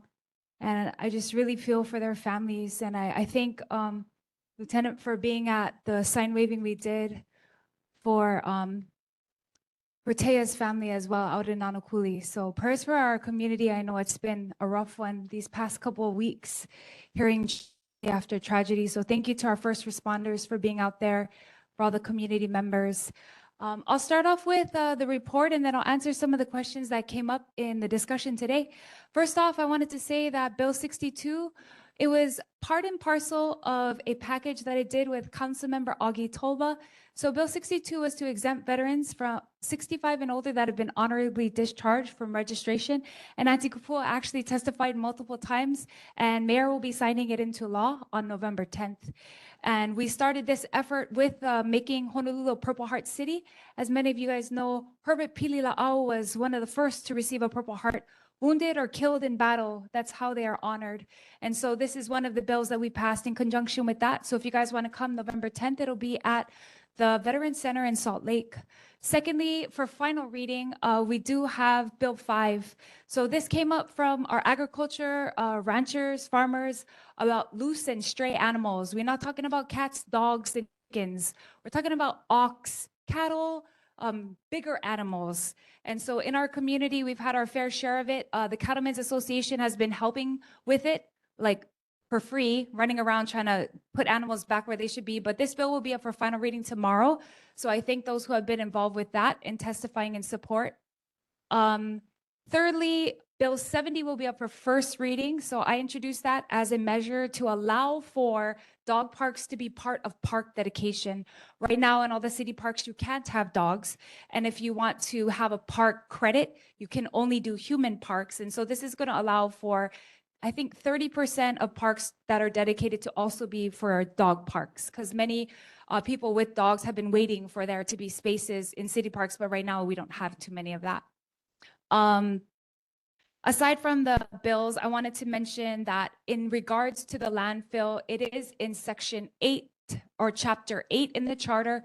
It's section 6308, letter G. So I think if we were to modify anything in the charter, it would be right there. I'm in 100% support that if it can be written into the charter, we should write it in. Letter G specifically states that the planning of waste facilities is done by ENV. It doesn't specify how, but it says that it must be done. So we could put it there. I will say that in the beginning of October, I took a trip to Europe because my goal is to end landfills on Oahu, period. I went to 6 facilities where they divert tons and tons of trash out of the landfill. They take out plastic and metal and aluminum. And today I had my first meeting with Covanta, who runs H-Power, and I told them of what the process is that we need to take to possibly acquire the old AES plant and make a recycling plant, a full one though, of all the resources. I do think that at the point where we're at, nobody wants it in their backyard, but there are countries, I was in China last year, they stopped doing landfills in 2009. So not a new concept, it's an old concept, and they shared a lot of it. So definitely want to echo Kaukohu's sentiment and everyone else who talked, like, we do need to make policy changes to make this happen. Lastly, for the community efforts, we were trying to have a back-to-back cleanup November 8th at Ulehava November 15th at Lahi Lahi, but we were not able to rally enough support on the city side. So we had to postpone the Lahi Lahi one, but I want to thank Malama Rising because we still connected them up with Ohana Health. Ohana Health is specifically for mental health services. They help with CIS and CCS workers, which help people who really need psychiatric guidance and have heavy substance abuse issues. So that's still in the movement, and hopefully soon we will have a date. I just wanted to, of course, give a shout out. I know he doesn't want this, but Chris Maroka is helping with the rebuilding of Middle Park. You know, the burnt down bathroom we all had to look at for so long. So it's going to start this month, and I really have basically put all the funds that I could. So I'm allotted 500 million for any of my parks, and I put them all towards that park so that we could, and this is to rehabilitate everything. Because either one, we were going to level the bathroom down to nothing, or two, we were going to rebuild it. And right now there's still, sorry, did I say million? I meant 500,000. As soon as I said million, I saw everyone like, what? No, 500,000. They don't give me that much money to use. Are you kidding me? Okay. Now that everyone's listening, 500,000, okay? So this is going to be to redo the park bathroom. And I just want to say it's going to be one miracle when it happens, how long this bathroom's been burnt down. Thank you, Jan, for bringing up the play apparatus. I know that we're still in the mix of it, but to be honest, it's one of the things I first started when I was in the city council. So sad at how long it takes, but we had to go through DHHL. We had to go through all these different approvals so that we could get this going. But thank you for being a part of it, and we're hoping to see that play apparatus up soon. Thank you, Auntie Clay, for your wonderful suggestion about the motor park. I was thinking the exact same thing. So I will get with Board of Water Supply and make a good solution for that. And I'm open up for questions. Board members. Okay, Mr. Endo, go ahead. It's not a question for you exactly, but let me just say, you know when the accident happened in Nanakulu with the girl died? I had to drop my kids at the high school and the intermediate. I couldn't, I crawled out of the high school and I gave up and I took the kids home. I couldn't get to the intermediate. I said, the accident was in Nanakuli, right? And I'm in Macau and we was crawling. The only reason I bring it up, it's not only for you. So we have all these different apps and it gives us different alerts. And just tonight, I was reminded when I was in Nashville, going to my son's wedding, had an accident on the freeway and it had an alert came out, accident, you have to be rerouted. So we got to see Tennessee, places we know in the country. And I'm thinking, if that can automatically happen, how come we don't have something that showed a reroute so we could get out of Wai'anae? Because when I look at where the accidents, had two accidents actually, there's ways around it. But there's no way you guys could direct the traffic to do it. But if an app automatically has a reroute, a lot of people wouldn't have been crawling. Thank you. I'll let the officers handle that. I do know that it does depend on how many officers we have available and if the reroute makes sense for the pedestrian traffic, because the school was right there. So Nani Keola, where it happened. No, what I'm saying is if we should have an app so these guys don't have to direct the traffic. The app should show the Waze has clear it. route. So Waze has it on the app. Waze, WAZE. So if you have Waze, it'll tell you where the accidents are and how to reroute. May I take a privilege? That's a downloadable app. I actually have Waze. That's how I told my son to go around the traffic up Nanakuli, Kala, go around Nanakuli, and that's how he got to work faster, even though it took him 3 hours. Thank you, Chair.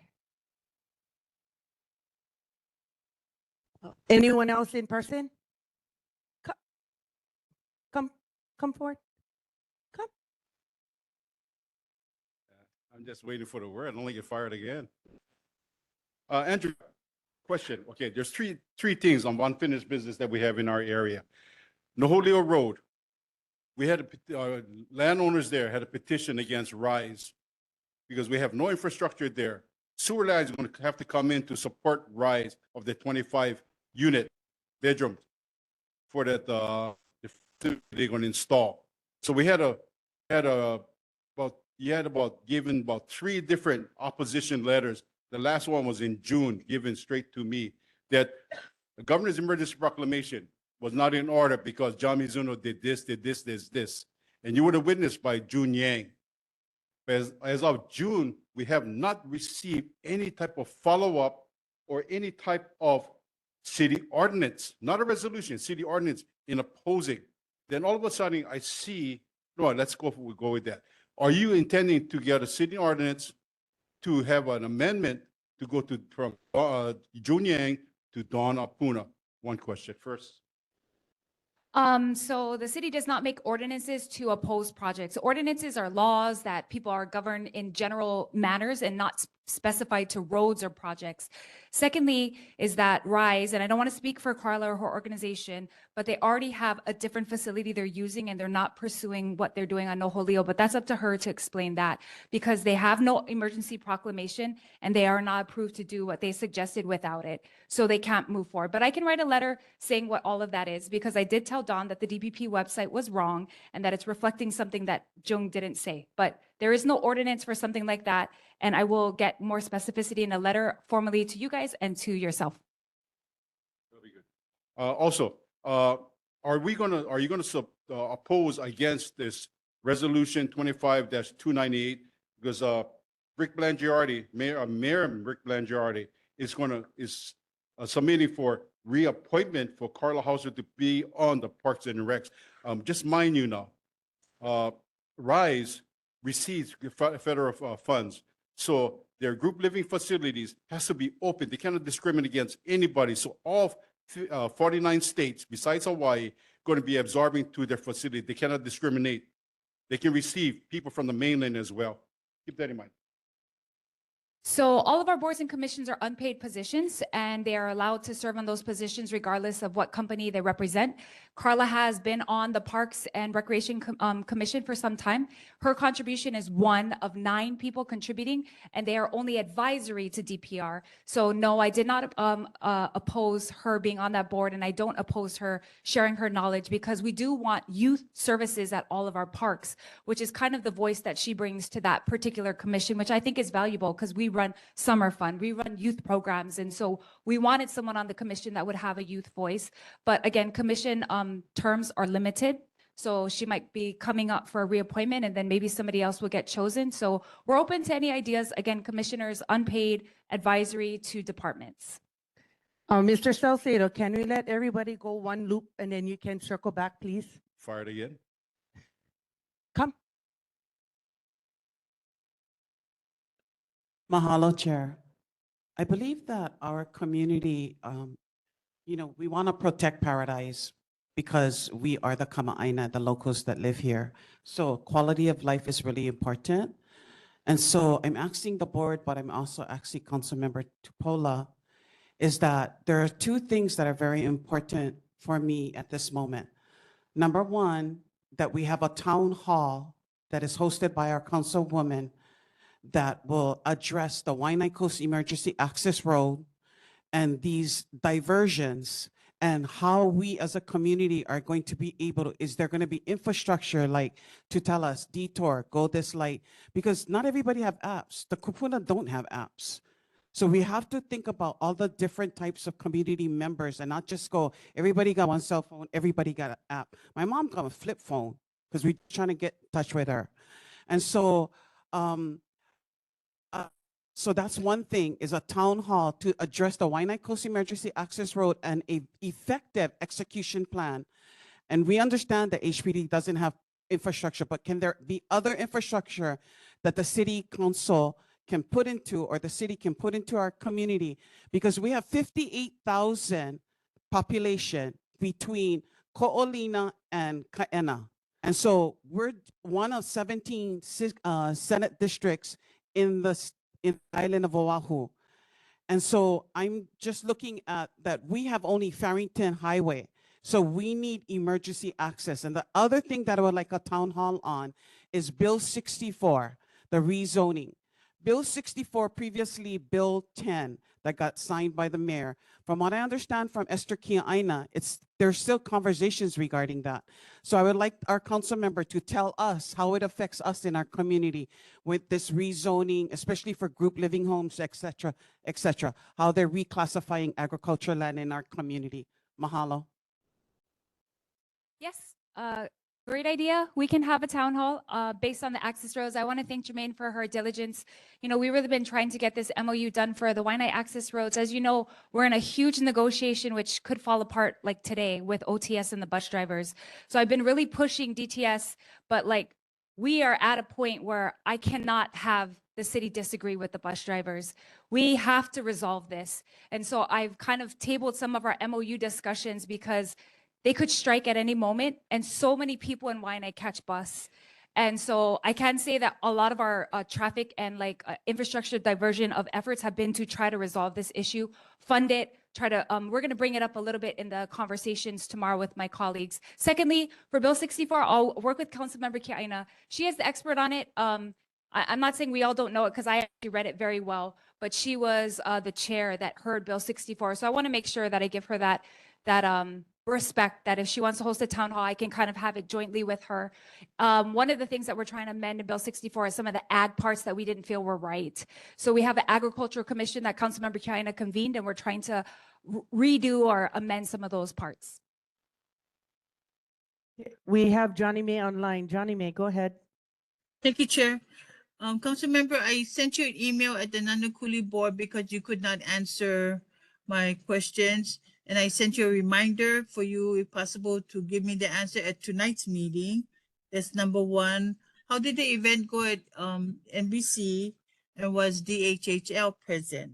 And lastly, the access road after 20 years is open, but it would not have avoided the accident that occurred October 28th. So the possibility is maybe extending an access road. I look forward to your answer regarding the email I sent to you, because I don't want Wai'anae to go without the bus station as promised or as studied, and I don't want Wai'anae to go without a swimming pool. So I want to, for myself, track the projects in Wai'anae. So do you have an answer for me tonight? Thank you. Aloha, Johnny May. One of the things the neighborhood board commissioner suggested to me is that I answer the questions in the board that it was asked, because publicly we have to share the answers with everyone that heard the question. So I will do it in the Nanakuli neighborhood board. Secondly, everything went well at the Priced into Paradise event with DHHL, Work Hawaii. We're trying to help a lot of families be able to afford to live here. However, DHHL didn't come this year because they told me they were giving out a lot of leases and they were busy, but HHFDC and other state agencies were there to help, as well as the director of DPP. Lastly, I hear you on the access road. One of the reasons why Pa'akea was opened up is because we are trying to essentially repair Kole Kole and get it open. So that's what we're kind of working on with DOT, is like, we already know that this is the biggest cul-de-sac, and when we have really bad emergencies, we really have no way out. So that's kind of the push we're doing with some of these access road and MOUs. Okay, go ahead, Pikachu. Aloha, Pikachu, Shelby. But thank you, Andrew, for coming out and addressing the board. And so normally I'm always there, the only person from Wai'anae in the city council meeting. And it's pretty sad that I'm always there to give the testimonies. I don't think they even actually read my testimonials. That's why I started making jokes to Augie T and all these other things. So I'd like you guys to participate more. And tomorrow I cannot go physically because I have other plans. But my testimonies are already sent for the gondola and all these other things. So if you guys can participate, that would help us out a lot. Because when Wai'anae, the West Side, comes together, we have a lot of mana and voice. But if you all keep quiet and hum out, we don't get nothing. We get kukai'd on. And so I'd rather have you guys participate. And that includes the police commissioners, because there's only one guy from Wai'anae there, me. And I'd love for you guys to support, because we need the boys in blue to support us. And when I talk to the commissioners, they only mention Andrea's name. They don't mention Tommy Waters. They don't mention any council members.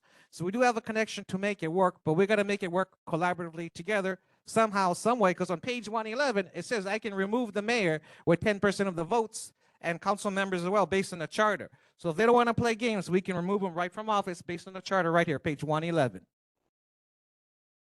I want to thank him for coming to all our council meetings. And also, I'll be doing a presentation at the Police Commission on the report from our vacancy task force. So if you want to see that, that'll be in December. And I know he'll be there, but I'll be giving a full breakdown of what myself, the chief, and others came up with to the issue. Okay, Lena online, go ahead, please.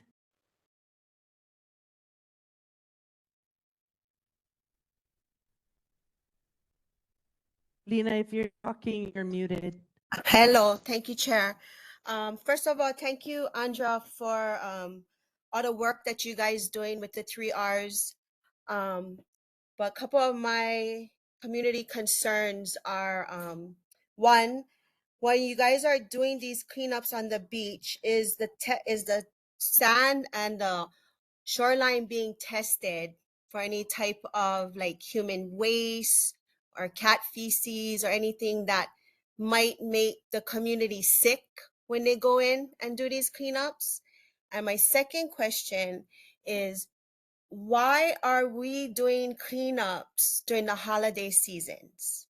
Thank you. Thank you, Lena. First off, usually in every cleanup we do, we find 3 to 4 areas where it is a toilet, right?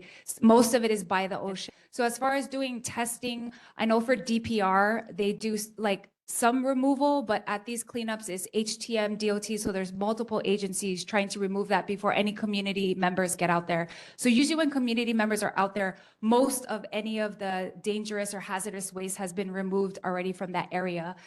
Secondly, we have this scheduled since, I believe, earlier this year. So every year I pick 4 dates, and those are the dates that we all move together in different areas. So these are set in the I guess, calendars so that we can work with all the providers and have accountability and goals and timelines. So a lot of the people we've been helping, we've been working towards this goal. So I want to thank Ohana Health as well as Kealoha West who helped to house, and there were a few people that actually went into clean and sober, and many people actually reunited with their family members. Okay, anyone else in person? Aloha, Kalei Salcedo.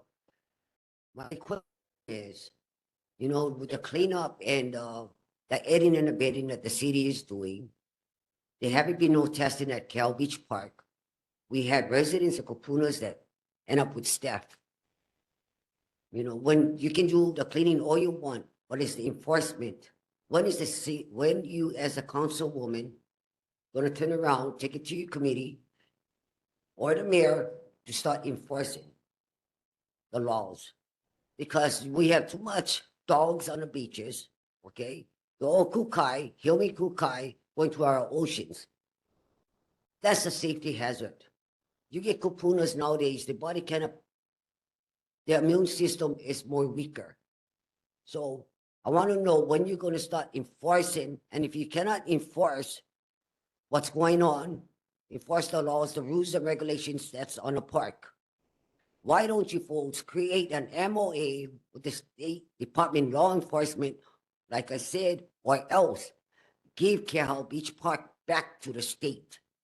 Because if you guys not enforce your beach rules and do the testing, why did we have you in office? Your community is hurting. They've been calling out for help. We need the help. We need someone that's going to collaborate, communicate, and stand very firm with their constituents. If we're your constituents, hear your constituents. Mahalo. Thank you. One of the things that we are doing in the Humane Society contract is we're rewriting it. I asked specifically to CSD to allow for other nonprofits. I don't know if you guys know Charlotte Naone, but she has her own animal outreach. There are other nonprofits that do animal outreach that don't have a city contract, that don't have funds to do what they're doing. So I asked the city if we could amend it to allow for them to subcontract under Humane Society. We know that Humane Society can't be everywhere. So we're trying to do that because, as you guys know, part of the homeless population is animals everywhere. Dogs, cats, pigs, I've seen it all. So I totally agree with that. And we're trying to solve one thing at a time. But I really do think that, you know, I don't want to speak for HPD because they do as much enforcement as they can. But this is pretty dire. 460 vacancies, and they're set to possibly hit 500. This is why I put all my effort into doing this task force to address the vacancies, because I think everyone is frustrated that we don't see enough enforcement, but HPD is getting stretched thinner and thinner. When I started, they had 320 vacancies, and now we're up like almost 100% as far as the gap. So all of it to be said is that we have to focus on the root of the issue, which is we need to get more officers to be retained and recruited. And that's what our goal is on the city council, is to try to help in that way. Go ahead, you have a question? Step up to the mic. Thank you, Chair. My name is James Cowles. Thank you, Andrea, for coming tonight. My concern is I know you don't have a direct influence to the contracts that's going on right now. I'm a retired Teamster, and I've been to about 8 contract negotiations. And trust me, negotiations, when you're negotiating contract with the Teamsters is very hard. But to me, what is being offered to these bus drivers is unacceptable. They can't, 12 cents over 4 years. No, that's wrong. To me, that's wrong. And we got to get this contract going. We got to do better than that, because we got a lot of kupunos that ride the bus. And if the bus drivers go on strike, all these kupunos can't get to their doctor's appointments, can't do their banking or pick up groceries. To me, something has to be done. They got to do better than what they're doing now. Thank you. Yeah, if you guys have friends that are Teamsters, they're stretched so thin because they're actually supporting the strike at Kapiolani as well. A lot of these guys are from Wai'anae. They're not sleeping at night. They're staying up all night. I even talked to the president today. He said he hasn't slept for days because he's trying to help his people. I agree that we need to find some compromise. I don't think that they're stuck on a salaried. I think they're stuck on some contractual language. But either way, we need this to be resolved. We want to make sure that people who work in the city, especially guys, you know what happens to bus drivers. They have confrontations all the time. What they really want is they want hazard pay. They want to protect themselves if they get assaulted when they're on the bus. And that's something that we should allow them to have in their contract. So that's kind of one of the negotiation points that they're trying to stand. And we're trying to stand in support of both understanding the admin's point of view, but the Teamsters, because we need our bus drivers and our handy vans. Council member, I have a question. So when you do the SPOs, I won't call it sweeps, is there a time frame, or is there a specific time that the Aina needs to heal after you guys sweep that beach or do whatever you got to do? Because I've done cleanups with you, and there's like bed bugs, there's needles.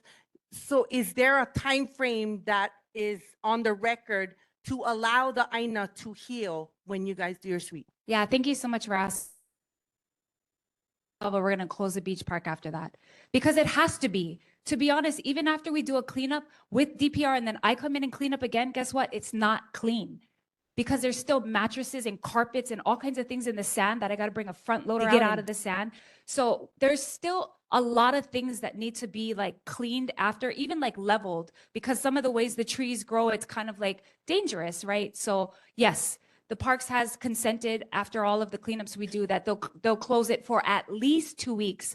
Some of the closures have led up to 8 weeks, depending on how much rehabilitation of the area we have to do, like how bad it is. If it's small, we can close it a small amount of time and go back in and keep cleaning. If it's a larger area, they try to close it for longer. But we want the public to get back out there, but in a safe way. Go ahead, Auntie Chan. Aloha, Jan Makepa, Wai'anae Valley Homestead Community Association. So my suggestion regarding the HPD vacancies is that, so I mentioned my senior up at Anuenue, and part of their graduating requirements is that they do 20 hours with a mentor. And so they need to look for a mentor that they are interested, in that field, and then do 20 hours. So if that is something that HPD can do within the school, that might be a good source to get the kids ready. And then that would be part of community service. And, for them to show on their college applications as well. And it's not just for Anuenue, it could also be for our regular schools. If we have something like this where the kids can do an internship with HPD, and maybe that might increase the numbers. Just a suggestion. Yes, HPD has an Explorer program, but unfortunately, it's only about 7 to 8 kids a year. I mean, I think it goes up to like maybe the teens, but when I was in American Samoa this year, you know, I saw them swearing 21 high schoolers into the military in front of 5,000 people because they were so proud of the kids. And I feel like at HPD, we got to be proud of the kids. You know, if you want to enter that field or you want to get involved, we have to somehow make it where it is something that people are applauding and they're proud of them. So just come to the commission meeting. I'm going to share all of these ideas because we specifically talked about how some of the programs exist, but we have to actually formalize it and fund it so that it's something that people are like, wow, you're part of that. Like, yeah, what is it? Cadet program and Explorer. Explorers from high school, cadets are for those who are not yet able to be an officer. Auntie Kapua, you be the last one. Aloha Kapua, Wai'anae Valley Homestead. So I just wanted to thank our councilwoman, Andrea, and any of our political legislators for, you know, taking in all of our desires, right? And so that it's up to us to continue, like how the Saucedos do, is to just keep hammering them until they get something closer to what they can. But we also need to recognize that they're only one of that body. And so to me, the fact that she can continue to come here and have direct responses to each of those subject matters that have been coming up, it may not be the one that we want, but it tells us that she's working on it. You know, it's not that she's turned away. It could be that she disagrees with us, so she won't give us that 100% that we would like. And so, you know, if we could just work with each other, and it's just like our board, you know, having the committees rise up and our community people join the committees. Because without people to be there in the committee, you know, they have a sense of why should we continue to look at each other when we're here to serve us, the community. So this is also a call out for the community to rise up, just like Shelby did.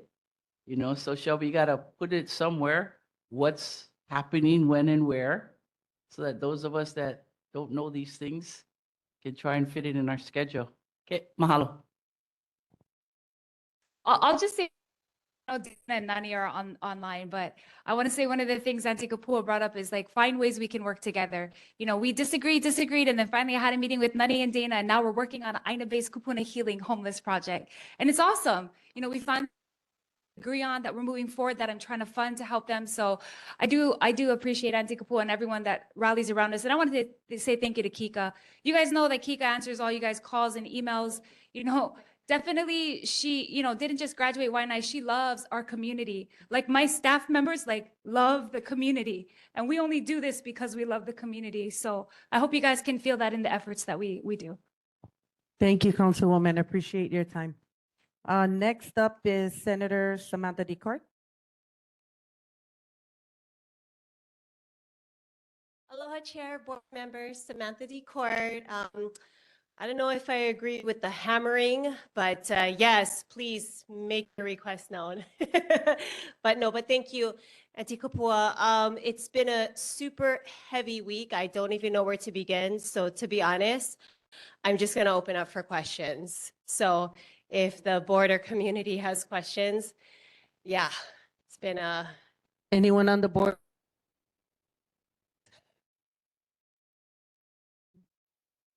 Johnny me online, go ahead. Thank you, Chair. Samantha, are you able to answer my question about the audit for DHHL? The question that I asked at number 36 board, but you could not answer at that point in time. Sure. Would you mind repeating your question? I'm sorry, I have my Sure. notes for Nanakuli in a different... Go ahead. Okay, so the question was, you put in an audit for DHHL to be audited, and you could not give me an answer at the number 36 board meeting last month. So are you able to answer this question tonight? On the findings of the audit of the HHL, was there any infractions and so forth? Thank you. Thank you. So this is going to be a really quick response. I drafted a resolution to audit DHHL.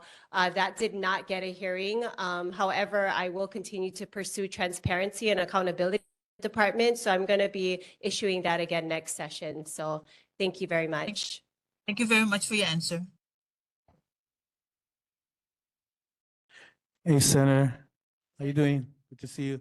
So my question I get, like, maybe it was like 8 years ago, 9 years ago, we had drafted a resolution because we get a lot of farmers there and agriculture land. And because of, you know, the high cost of so-called affordable housing and housing in Oahu.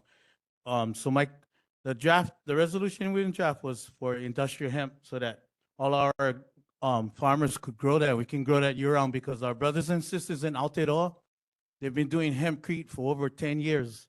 And hempcrete is, you know, is with industrial hemp, and the binding agent is limestone, which we have, and we can grow it. We can grow it year round, and it's a natural insulator as well as it's fire resistant. And they have been shown they build houses and even building structures just on, you know, industrial hemp. But at that time, legislators were scared because of the word hemp.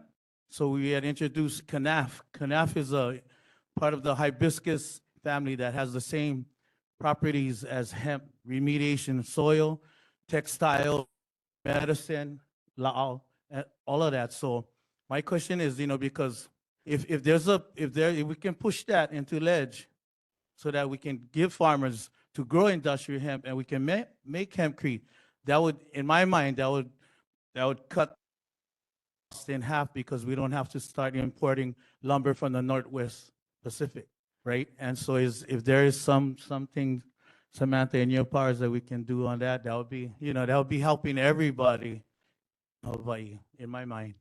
Yeah, thank you for that. I'm not an expert in that area, but I do know enough to know that it's an economic driver here in Hawaii. So I'll have my office look into it, and I'd be more than happy to introduce something legislation-wise for next session. Because yeah, I do think that there was kind of some hesitation with maybe some underlying issues, not only with legislators, but also with the general public. So I think that there has to be a little bit more knowledge with that. Yeah, I agree with you, but the public got to, you know, we got to start thinking outside of the box because we live on an island that is 40 miles long, 30 miles wide, with a million people living on this island already. So we got to start thinking outside of the box and, you know, be fearless.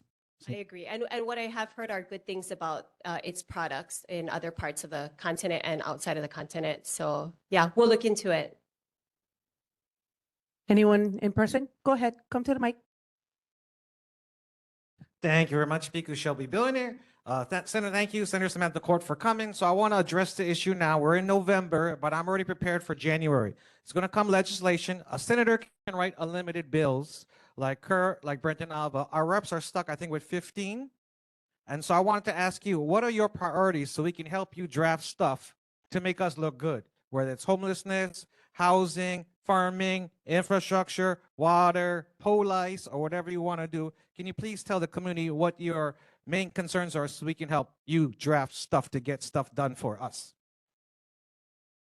So we don't have time to go into all of the priorities or what I have planned for next legislative session, but I will tell you that my priority has always been the Native Hawaiian community, continuing to make sure that DHHL produces homes for Hawaiians because we do have the largest Native Hawaiian homestead population in the world. So it's only right that I do prioritize that. And crime, of course, I mean, I can go into everything, but I think just for the most part, still sticking with what I had intended on serving the Wai'anae Coast. Also kind of going on transportation a little bit, in working with Department of Transportation, they are still en route of doing more work with Kole Kole Pass. And I believe that I shared this with the Wai'anae Neighborhood Board a few months ago. There still is in the works of doing a trial where the Kole Kole Pass will be open and then community can come up there, and we're going to do a couple trial runs. I believe that's still set for April May-ish. But I'll keep you folks posted. So yeah. Anyone else come to the mic? No, Calais Saucedo. You know our community, what we face. You live in our area. What, as we've been hearing all the concerns that residents have, is it possible? I don't think this had happened before. Where you get the city council, the mayor, and you folks sit on one table and discuss it, hash it out, whatever it's going to take, hash it out. Because the community is coming years after years after years with the same thing. You just got in. I appreciate you, the diligent trying, but it's not going to work if the right hand is not working with the left hand, which is the city, which is majority of the problems, is city issues. So what can you bring to the table just to assure our people in this district, the 96792, like I said, it's the whole 96792, your voice that you can take to the table to make sure our voice is being heard, what our concerns we bring to you. Yeah, thank you for that. The city and state, even though we serve in different jurisdictions, we still are trying to tackle the same issues. So whether we're dealing with homeless, I know as far as myself on the state side, we have been focusing on homeless on state property. And we've been able to be very effective in mitigating the homeless population on state property with crime. We've been support Department of Law Enforcement and also increase their budget and their capacity here on the Wai'anae Coast. They actually have pilot programs here on the Wai'anae Coast because of our advocacy. And so I think that we are kind of working in sync with each other, tackling the same issues just within our jurisdiction and our capacity. So I think for the most part, we can always do better and we're working to do better, but we are, from what I hear, working on it from both sides. At least I can only speak for myself in what I'm doing on a state capacity level. Mr. Endo, go ahead. So I saw on the news that the governor had signed another emergency proclamation for the SNAP benefits, and the money was going to come out of the rainy day fund. I guess the main question people have is, how soon is that money from the government is going to reach them? Because somebody was told they're not going to see it until the 14th. And thinking, by the 14th, this thing might be over. But I'm just wondering if you know anything. Yeah, and I did have a meeting with the governor's office about their emergency proclamation. So as it states, according to them and their written obligations, is that money will hit, it's being distributed $250 for every already approved SNAP participant.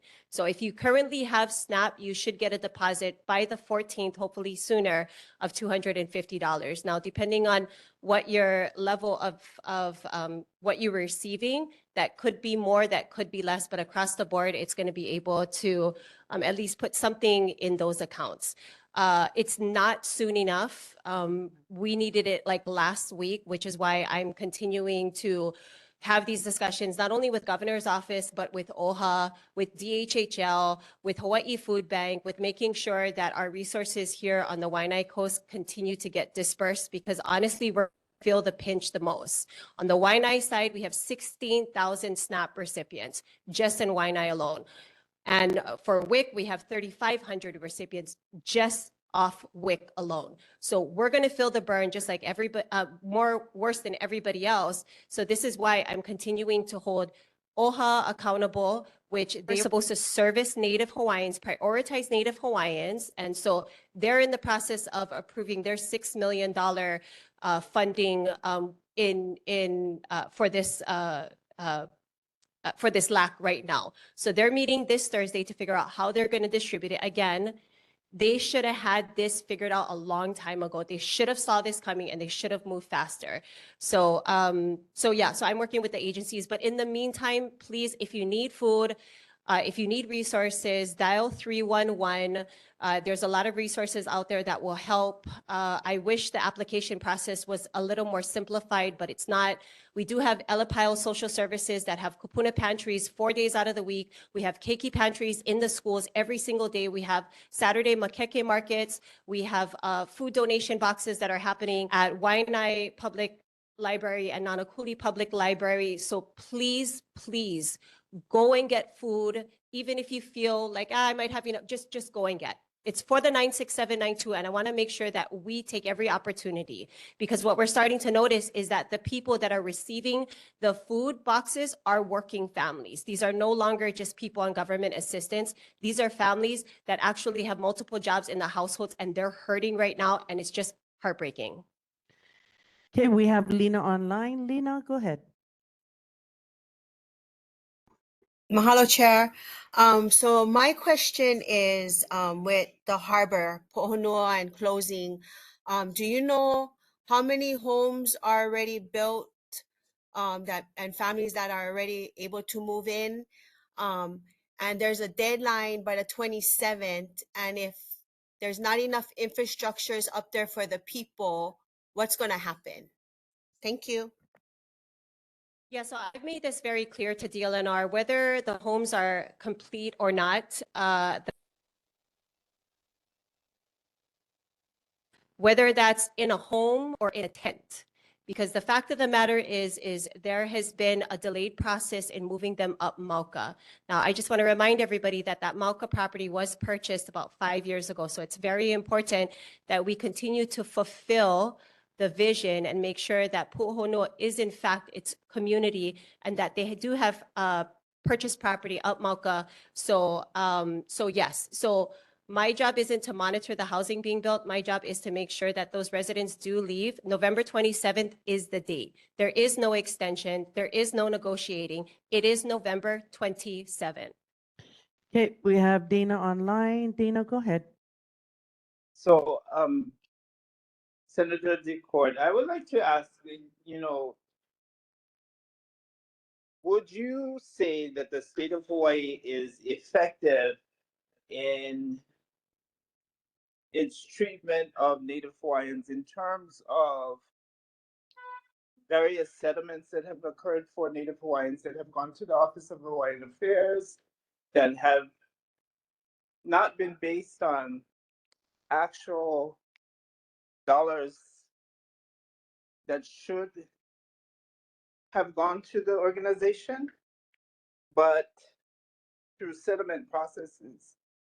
Do you feel that's an effective way of state government working with Native communities? I apologize. Your question was going in and out, and I didn't quite hear the totality of your question. Sorry, the question is, do you feel that state government is effective in negotiating with, say, the Office of Hawaiian Affairs in their prorated amount that is supposed to be paid annually, or however they have agreed upon? Has the Office of Hawaiian Affairs received the adequate 20% revenues of 5F kind of monies that have Got gone it. into? Yes. Got it. Thank you so much. No, the state is not doing its job. Public land trust is in our constitution, and the state continues to fail OHA year after year when it doesn't give it its 20%. So right now, the state is violating the law by not issuing that 20% to OHA. And on the other end, OHA needs to make sure that they prioritize the public land trust and make sure that they are reminded that they are the fourth branch of government, and their whole makeup is to progress the Native Hawaiian community, to serve the Native Hawaiian community. Instead of doing all these things on all of this media and trying to be the savior of everything and everyone, they need to focus on Native Hawaiians. So that's a two-part answer. No, the state is not doing its due diligence, and OHA can do a better job in just prioritizing Native Hawaiians. They're trying to do everything, and they're doing everything but constitutional law. Thank you, Senator, for the clarification. Mahalo. Thank you. Hey, Senator. So I wanted to piggyback on what you were saying, with the SNAP program, right, with the shutdown. What is this? We're going in 38 days. But so I had contacted Alicia Higa with Elepaio, and I'm glad you brought that up. And I asked Alicia because during COVID, we were helping her out when the food distribution, they were doing that. So I had asked her if they were going to do another one in Wai'anae. And I think she had mentioned something on the 22nd or the 23rd. Yeah. Yeah. So, okay, that's Yes. So at Nanakuli High School, we have a large distribution from Elepaio, November 22nd, and they are going to be servicing for 700 members. That online link to register is not available yet, but as soon as it is, I'll definitely let you folks know. But more than likely, Elepaio always sends out their registration link online. So Yeah. I'll flag it as soon as I see it, but we want to register as soon as possible because what I'm finding out with all of these food drives is people from other communities are coming in and they're taking our resources. And the leaders of that community have got to feed their own people. Yeah. So when we have a food drive and I see that community from other districts are coming in more than Wai'anae, I have a problem with that. Aye. So I just want to make sure that 96792 gets access to that registration link as soon as possible because people are already starting from Eva Beach, from Wahiwa, and that's not my kuleana. Aye. So that's the other kuleana. But yeah, and then also there's going to be another large distribution at the Wai'anae Boat Harbor shortly after the Nanakuli one. And that's Okay. going to be for servicing about 500 people. Thank So you. it's Yeah, I gonna just be wanted. for Thanksgiving. Thanks, Senator. I just wanted to bring that up in this meeting. And then my last, now for sure about, so thinking outside of the box, right?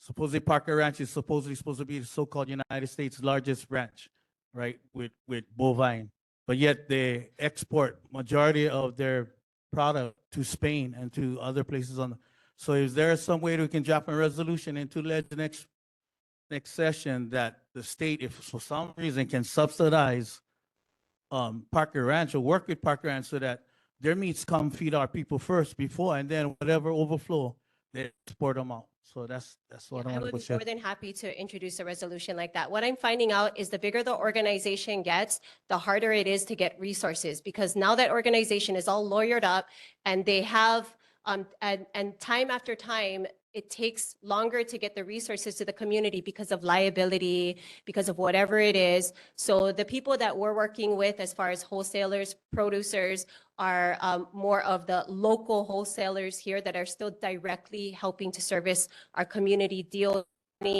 Hawaii Food Bank, Cisco. So there's a lot of organizations that are directly helping Wai'anae. But I'd be more than happy to draft that resolution. And sorry, I apologize. The correct number was not 311, it was 211. So my apologies. Thank you. Okay, Auntie Kapua, come to the mic. You be the last one. Mahalo, Senator. Okay, so I wanted to speak to a couple of things. And one of them was emergency proclamation. No, I thought that those proclamations, and I'm obviously wrong, but I thought that emergency was something due to something uncontrolled, like the weather, like nature. Because if I heard right, the governor said that they didn't even use the money for Lahaina. Now, Lahaina was a full-on natural disaster that supposedly could not be avoided or better managed. Now, we need this money. I'm not opposing that, but I'm just opposing the flim-flam way that we're going to start to do executive proclamations. You know, at what point are we going to say, okay, this is a natural disaster, or this is some idiot saying something from somewhere else that affects everybody else? You know, so I just wanted to raise that point.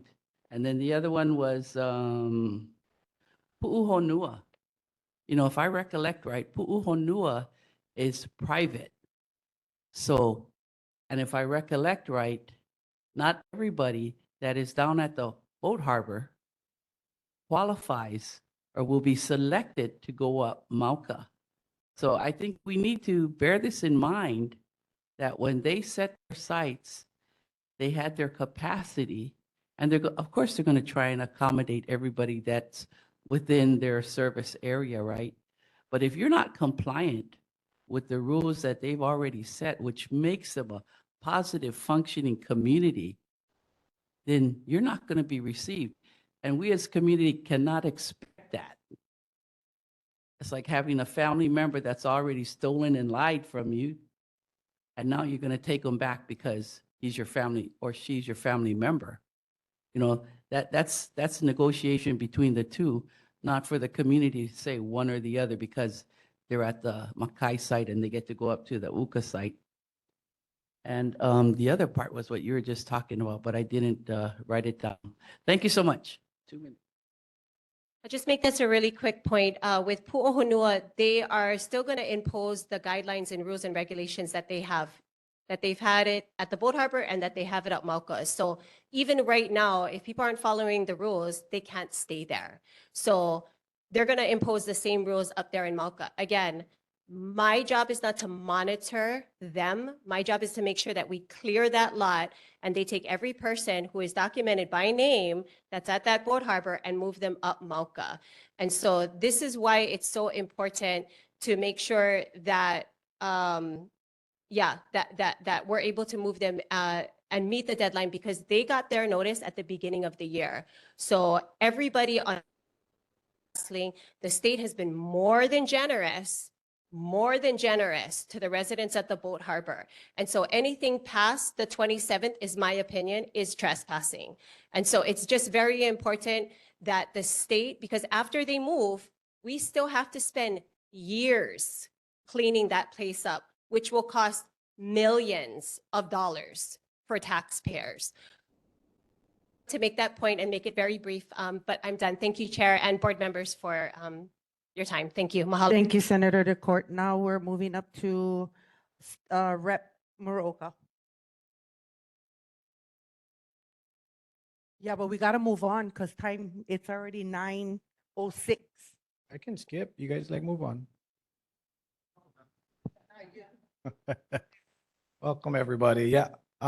First, I'd like to say something that nobody else said tonight.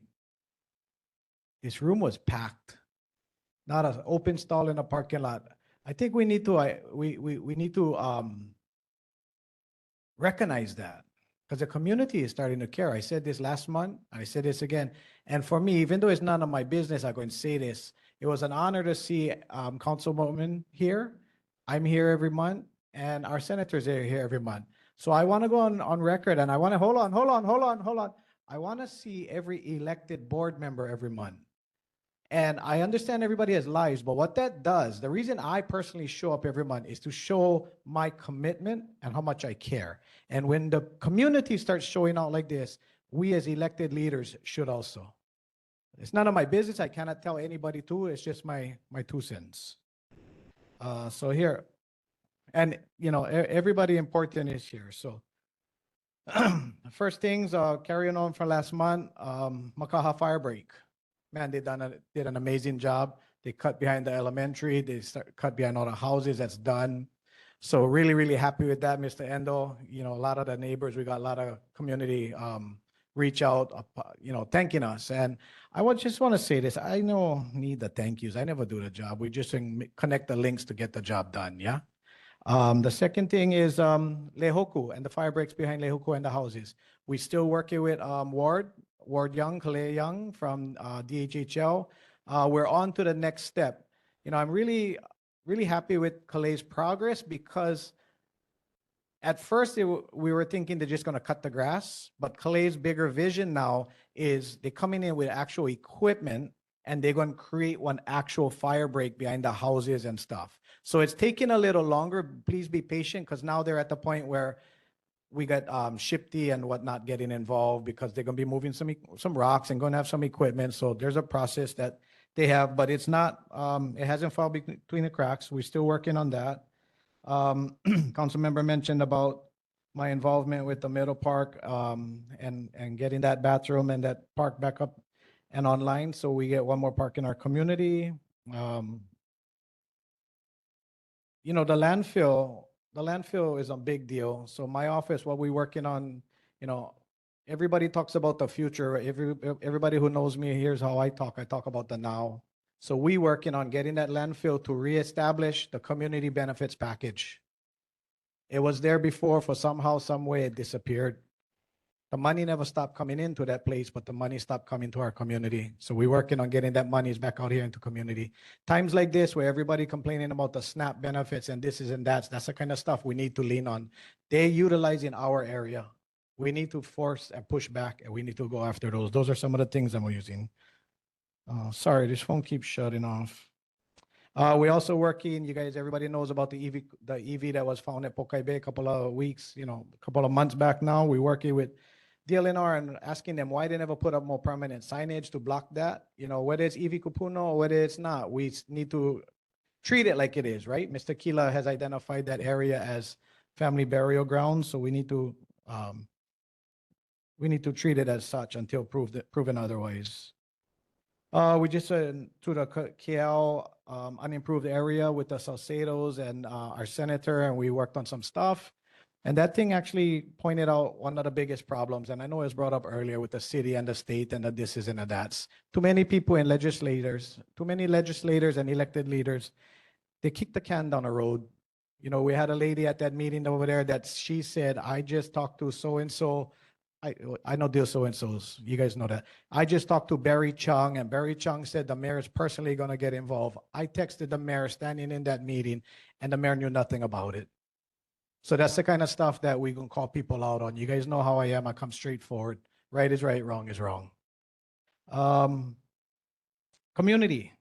We heard a lot of community tonight. I want to reiterate this, community. Two things. We got to have the conversations, good, bad, or ugly. Whether we agree with the people we're talking to or not, we got to have them. Because even though you don't like somebody or you don't agree with somebody, they might have a good point. Okay, and secondly, I've been saying this a while now, and I'm going to continue saying it. If we start worrying about fixing the problem and stop worrying about getting the credit for fixing the problem, fix plenty problems a lot quicker. And with that being done, I got some questions. Board members, anyone? Or go ahead, Mr. Andel. I just want to give a shout out to Sheldon, the guy who went clean. It's behind my house. The back trails is behind my house. So when he came, I met with him and I asked him, why are you here with this machine? And he told me. So I walked him and gave him the history of the back. But you know, I went out there every day because I was just want to make sure the neighbors wouldn't harass him, give him a hard time. And you know, most of the neighbors that they come out, they're really happy. And Sheldon, I tell you, he did amazing. The holocaust was tied to the roof, right up to people's houses, 5 feet away from the house. So if I ever had a fire, and he did an amazing job clearing from Makaha Elementary all the way to the other end of close to Makaha Surfing Beach. But I need to do a shout out because this is what he told me. I'm not getting paid for it. I know the landowner. She's having a hard time right now. I'm helping her out. I said, what? Mr. Endo, do you have a question? Because No, I just wanted to do a shout out. Okay, thank you. For that person. Next community member, come. Mahalo, Chair. This is state related. Mahalo, Muroka. You know, you're the one that shows up And so I appreciate that. Chair, this is state related. First of all, Kaka'oho, you said about Parker Ranch. Parker Ranch is being rented on DHHL land. They lease the land from DHHL. That's our land. So maybe Rep. Muraoka can introduce something so that we can be the priority as far as Hawaii, since they're leasing it from us. The second thing is, I went to OHA in 2017 and 2019, and Vau'okele Puna on Big Island is 25,000 acres of land that OHA owns, and I brought up commercial hemp, and they said no. The trustees told me no. I brought it up twice because they own Wahiwa land and Big Island. So that's another thing, okay? So with commercial hemp, because I know of all the benefits that it could provide economically to our community. Not recreational marijuana, but commercial hemp, okay? Industrial hemp, I'm sorry, industrial hemp. Regarding the state, our military is our quote, they have most of our lands in the state of Hawaii, the military, housing, etc. But they practice on our land so that they can protect us in foreign countries, right? Foreign country invasion. But here in the state of Hawaii, our HPD and our state enforcement is the ones that protect our lives. My concern is that the state is allowing the cost of living, housing, and everything. So how can an HPD officer want to come here? Education is hard. The cost of living is hard for housing. Why would someone want to be nurtured and come here? And when the city is putting all the money into the rail, the city is not prosecuting, et cetera, et cetera. Same thing with the state. The state governor is not even prioritizing us when it comes to this federal shutdown. So again, I was hoping that the governor's rep would come on, because I wonder why the governor and the legislature, which is Democrat strong, not prioritizing us when this is an emergency regarding federal funds being depleted. Mahalo. Well, real quick statement. I don't know if I got an answer. I don't even know if that was a question, Auntie, but that was a lot of good information. But I can tell you this, Parker Ranch and all of those things like that, they want business. When you look at the bottom line, they're a business. How do we attract businesses? Pay them fairly, pay them what they're worth, pay them what we need. And that's no different than this officer right here, that officer right there, our teachers, and everybody. Pay them what they're worth, okay? We get officers we get a shortage, right, of officers. You know why? And I hate to be political, but because the parties in charge for the previous demonize these poor people. But they call them. As soon as something go wrong, they call them. Pay them well, pay them what they worth, and make it happen. We get DOE, we get kids graduating, cannot even pass one ASVAB. But here in Civil Beat this morning, we're talking about giving the superintendent $400,000. Our government in Hawaii is so upside down. And it starts at the top, that person on the 5th floor. Honey, if you're watching, you'd be proud of me. I never use bad word. But that's where it starts. That's where it starts. Our priorities are so, it's not, our priorities aren't correct. Jermaine, I do have Jermaine, my your time question. is up, Jermaine, because Uncle Okay. was standing there for a long time. Uncle Eric, come. Town hall for us to talk story with you and Rep. Keela. You had a town hall telling us about Jermaine, Uncle Eric, come to the mic. He was waiting patiently, long time. Uncle, come in. But real quick, while Uncle is working out, come on, Uncle Eric. Man, look at this guy. He waited so patiently all night. Hopefully he don't scold me too much.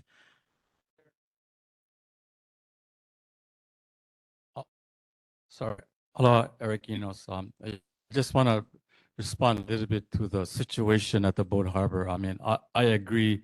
It is a tragic situation because we've been working at that issue for the past 50 years. Joe knows that from Kane'ilio, the rest camp, the Army, the Coast Guard, I mean, the station, what you call Damara Point, yeah?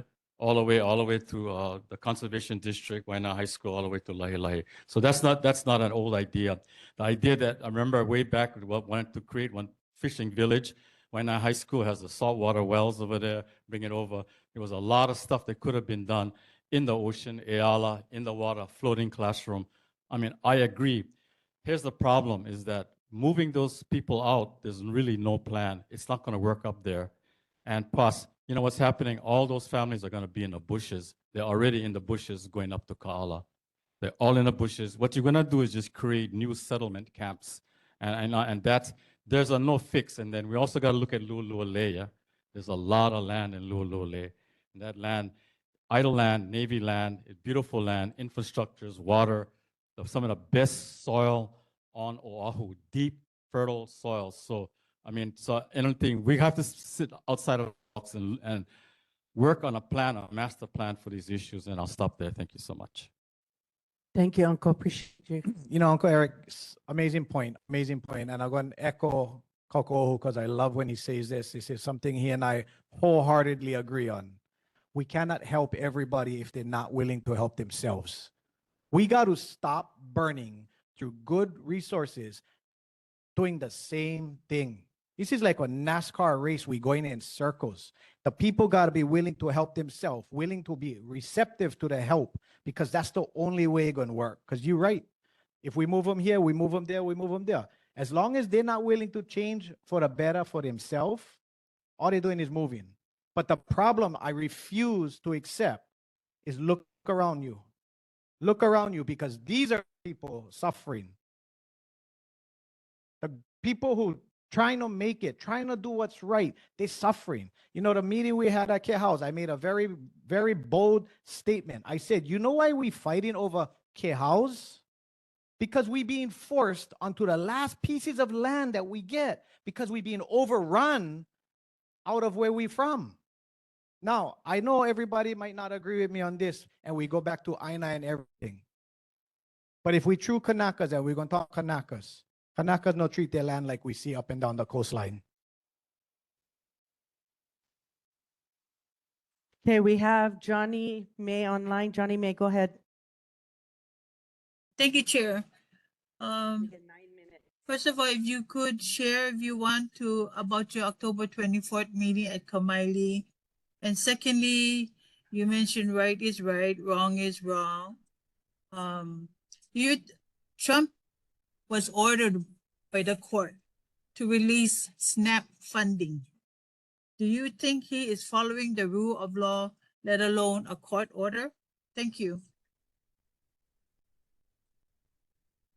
Johnny May, October 24th, our joint town hall with Rep. Keela.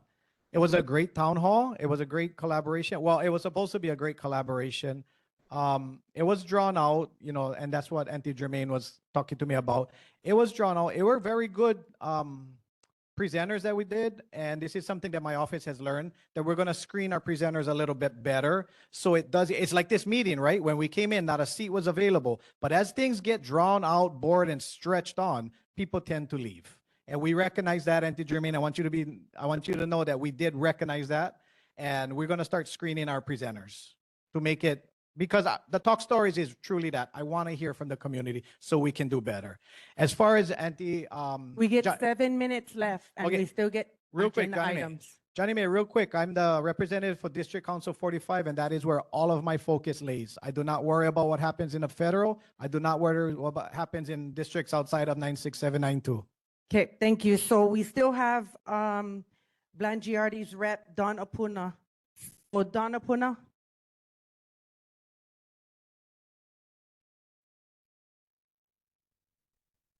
Okay, well, she logged. Yeah, okay. Chris, we get Auntie Kapua. She's going to ask some questions. To the mic. Hello, my babe. Okay, Kapua. So mine real quickly is No, 'cause I military land leases. So we want to make sure that those of us that agree with me, that there is no extended use of military lands for the military, especially the bombed lands that we're talking about, Makua, Pohakuloa, Puamoho, in the central part, and wherever, and Kahuku, thank you, brother. So none of that. And then also, I understand that the governor is working with advisory people, select people that he should not be working with, because it's a federal government to government. So the state should not be trying to make their own cahoots We're trying to organize something. So I want you, if you catch wind of, to shut that down because he doesn't have that authority. And so we don't want the negotiations. So let's be firm, like what Mikey would say, when you guys leaving? Yep, mahalo. If ever I get the chance to get involved in that, that's amongst one of the things I want to let the governor know he's doing wrong. Okay, Nani online. Nani, go ahead. Mahalo, Chair. Real quick. Mahalo, Brett Moroka. Ola ikavai. Water is life, and water in Wai'anae is not flowing as prevalent as it should be. And so I'm asking, I actually wanted to relay this message to Senator, but it actually goes to all of the lawmakers, including Andrea Tapola, in regards to maybe writing up a bill for this next legislation to mandate our DOE high school students to require them to plant a tree in order to graduate. You can work with Uncle Eric in that regards to find out what piece of land, but we need more trees to be planted for our waters to flow. And so that is my only comment and concern for our future. And Nani, that's a great idea. Everybody knows my policy on writing bills. Come to my office, let's sit down, let's talk about it, let's figure if it's a good or bad, and let's figure out how to go forward. So with that, I just get two announcements, Chair, real quick. Exposure Fair, Wai'anae Mall, Arca Safety Community Center. The exposure fair that my office is putting together it's like a job fair, but more interactive. So for Wai'anae and Nanakuli High Schools, and super exciting, going to be year 2 now. December 9th, we're decorating the tree at the high school. December 12th, we're lighting it. If the whole community wants to come out and celebrate something really good, it's going to be the second annual, and we this year the school is super involved, so it should be even better. Okay, thank you, Rep. We're gonna go to board business. Approval of the regular minutes, October 7th. Can I get a motion? The microphone. Board Member Kimberly Upu, I make a motion. Second. Okay, approve the minutes. What? Oh, roll call. Discussion?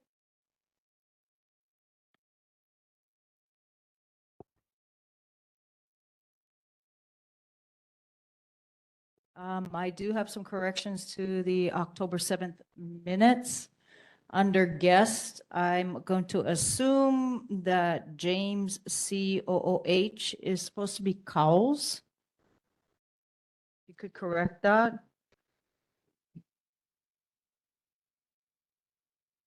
Under page 2, questions, comments, and concerns, under H. If Board Member Peterson could elaborate, I was assuming she was talking about the Pokai Bay area, Heiau, not the Makaha area, Heiau. So if somebody can ask Nani to clarify that. I'm sorry, one more time, Joe, if you could repeat that real quick. So under the HPD report, there was motorized vehicles on a Heiau. That is Ku Ilioloa, Kani Ilioloa, as where a community member had addressed that the quads were riding up on the Heiau. So that and would be was Pokai for- Bay, That's at Malaya, Pokai Bay, yes. not Makaha. Not Makaha. Under filling the vacancy, the first paragraph, I'm gonna assume that she after asking on the second sentence. That could be corrected.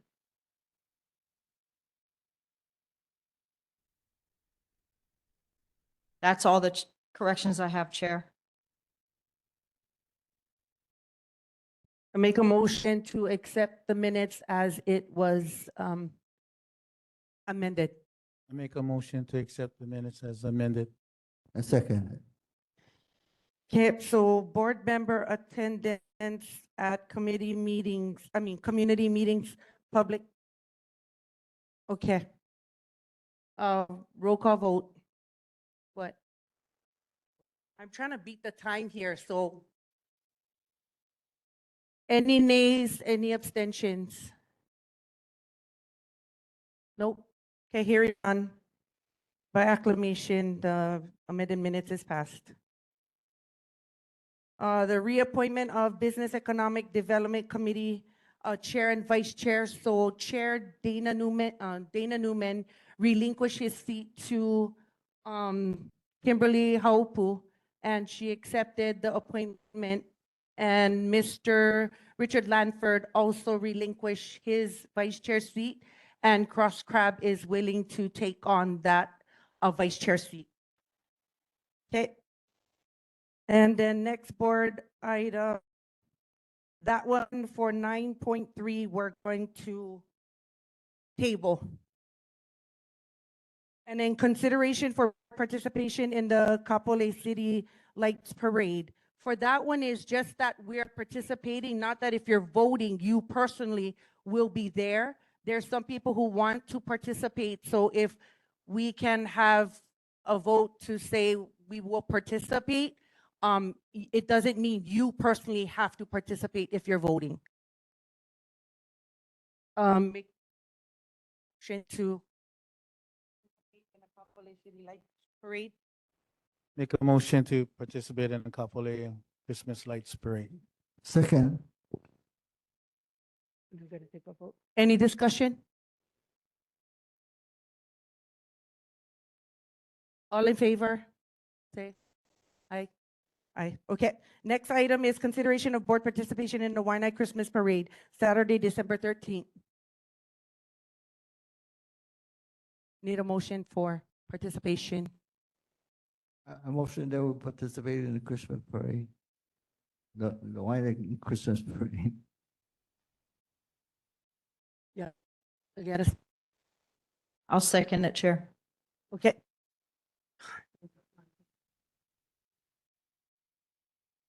Is everybody in favor? Aye. Okay. Thank you. The next one is consideration of new board proceeding. That one we're gonna table 9.6. And then committee reports, we're gonna table 10.1. And then just know that Mr. Endo for Education, Health, and Public Safety, November 11th, he'll have his meeting, second Tuesday, 6:30 at the Assembly of God. And then other announcement, Joe Jordan, second Thursday, November 13th, 6:30 p.m. at Wai'anae District Park Craft Room. And then transportation is the fourth Tuesday. That is Richard Lanford will have his here at the Public Library, 6 to 7. And then business economic is Chair Haupu with Cross Crab on the fourth Tuesday after transportation. It'll be 7:30 to 8:30 p.m. here at the Wai'anae Library.